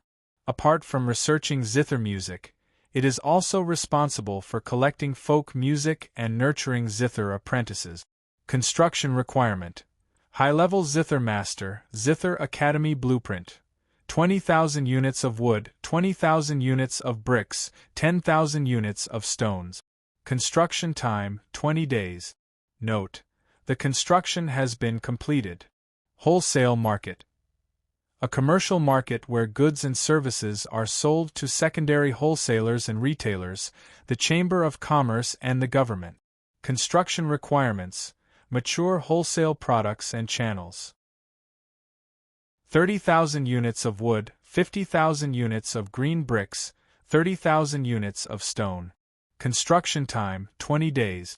There were some new changes to the status panel of a Rank 2 county city. The biggest change was the addition of Technology Index to the Territory Index. This meant that the further the territory developed, the more important the level of technology would be. Shanghai City's Technology Index was only 50 points, which paled in comparison to the other 4 indexes. For the next step, Ouyang Shua planned to increase the investment of research funds. In September, although Ouyang Shua wasn't in Shanghai City, the finance department still sent him the territory's financial report. Compared to the previous month, the territory's net revenue had gone one step further, breaking the 200,000 gold coin mark for the first time. Of course, this did not include the transfer payment to Zhaoqing County, as well as the additional military expenditure due to the army reorganization that had just been completed. After deducting these 2 items, there was still roughly 100,000 gold coins left. Ouyang Shua already had a plan on how to use the funds. He would discuss it with Ng Pomelo later. Other than the territory index, there were also slight changes in other aspects. Compared to a Rank 1 county city, the population limit of a Rank 2 county city had doubled. The subsidiary cities, Friendship City and Pool City, had been promoted to county city. The number of refugees that spawned in Shanghai City increased to 2,150. With the normal spawning speed of refugees, it would take more than 230 days to reach the population limit again. If the citizens of the royal city were to come to Shanghai City to settle down, the time needed would be shortened. Ouyang Shua estimated that in May or June of the 3rd year of Gaia, Shanghai City would be promoted again. Originally, Ouyang Shuo wasn't very enthusiastic about the promotion of a county city. After all, the 4,400 merit points that the system rewarded were no longer attractive to him. Shanghai City also didn't need to become number one to establish its position as the overlord. If there was a need, it would be a fight for the title of the world's number one capital city in the future. And that would be at least 2 years later. Ouyang Shuo remembered that in the 5th year of Gaia in his previous life, there wasn't a single duke born in the world. The only thing he didn't know was if he could break this record.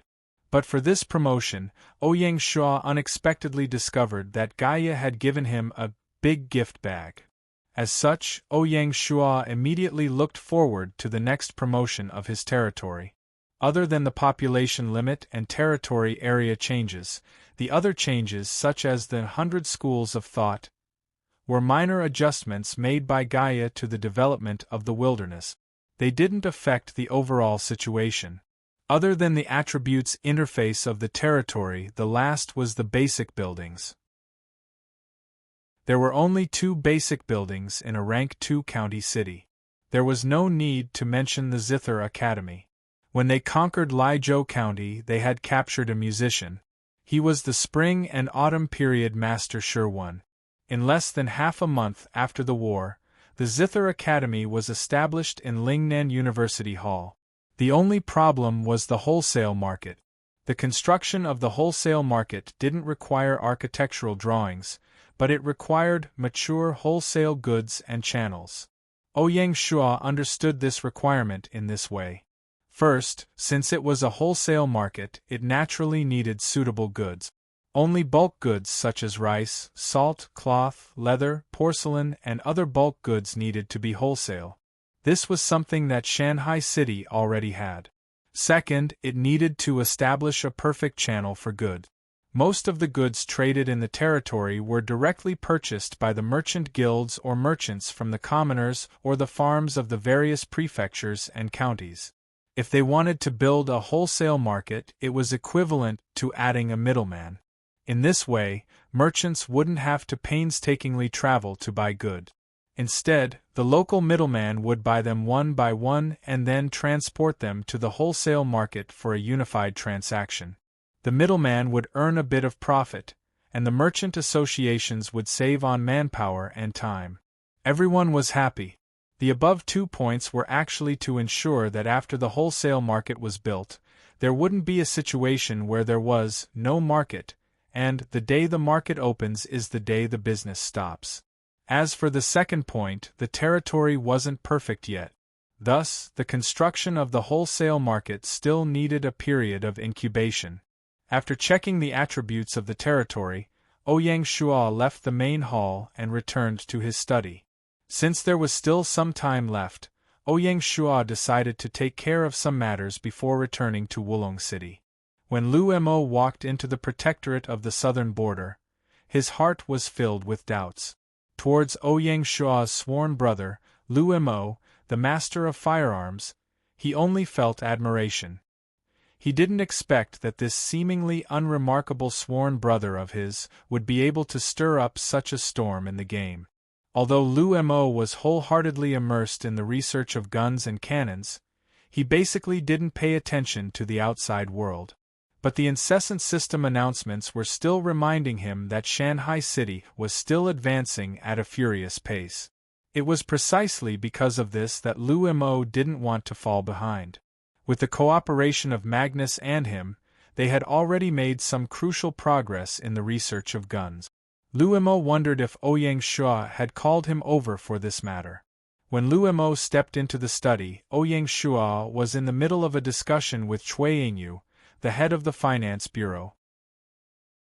Ouyang Shuo was speaking, and Cui Yingyu was listening attentively while taking note. The 2 siblings had a tacit understanding of each other. As for the shipbuilding industry, we need to make a good plan.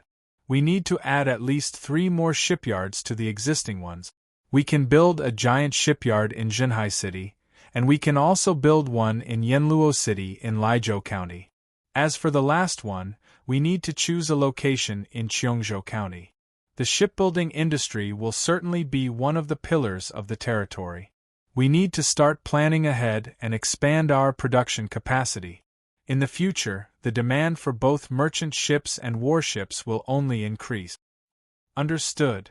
Although the reorganization of the Army this time has consumed a lot of funds, there are still ways to make up for it. Contact Division Chief Du and ask him to transport all the obsolete weapons and equipment, including those collected from the battlefield, to Cliff Mountain City for sale. This way we can save a lot of transaction taxes. I estimate that this batch of weapons and equipment can be sold for at least 300,000 gold coins. Right now, the mutants in Cliff Mountain City are very enthusiastic about exploring the island. We need weapons and equipment supplies. Hearing this, Inyu's eyes lit up, and she nodded vigorously. She thought that this time she would definitely be able to make a killing. Of course, we need to increase the support for the military industry. I will ask the intelligence stations in the various capital cities to cooperate with the finance department to directly launch a large-scale recruitment fair in the 9 king cities. We will attract blacksmiths and tailors to settle down in Shanghai City with high salaries and benefits, and replenish the large military workshop. Apart from that, the military workshops in the various counties can also be operated in the same way.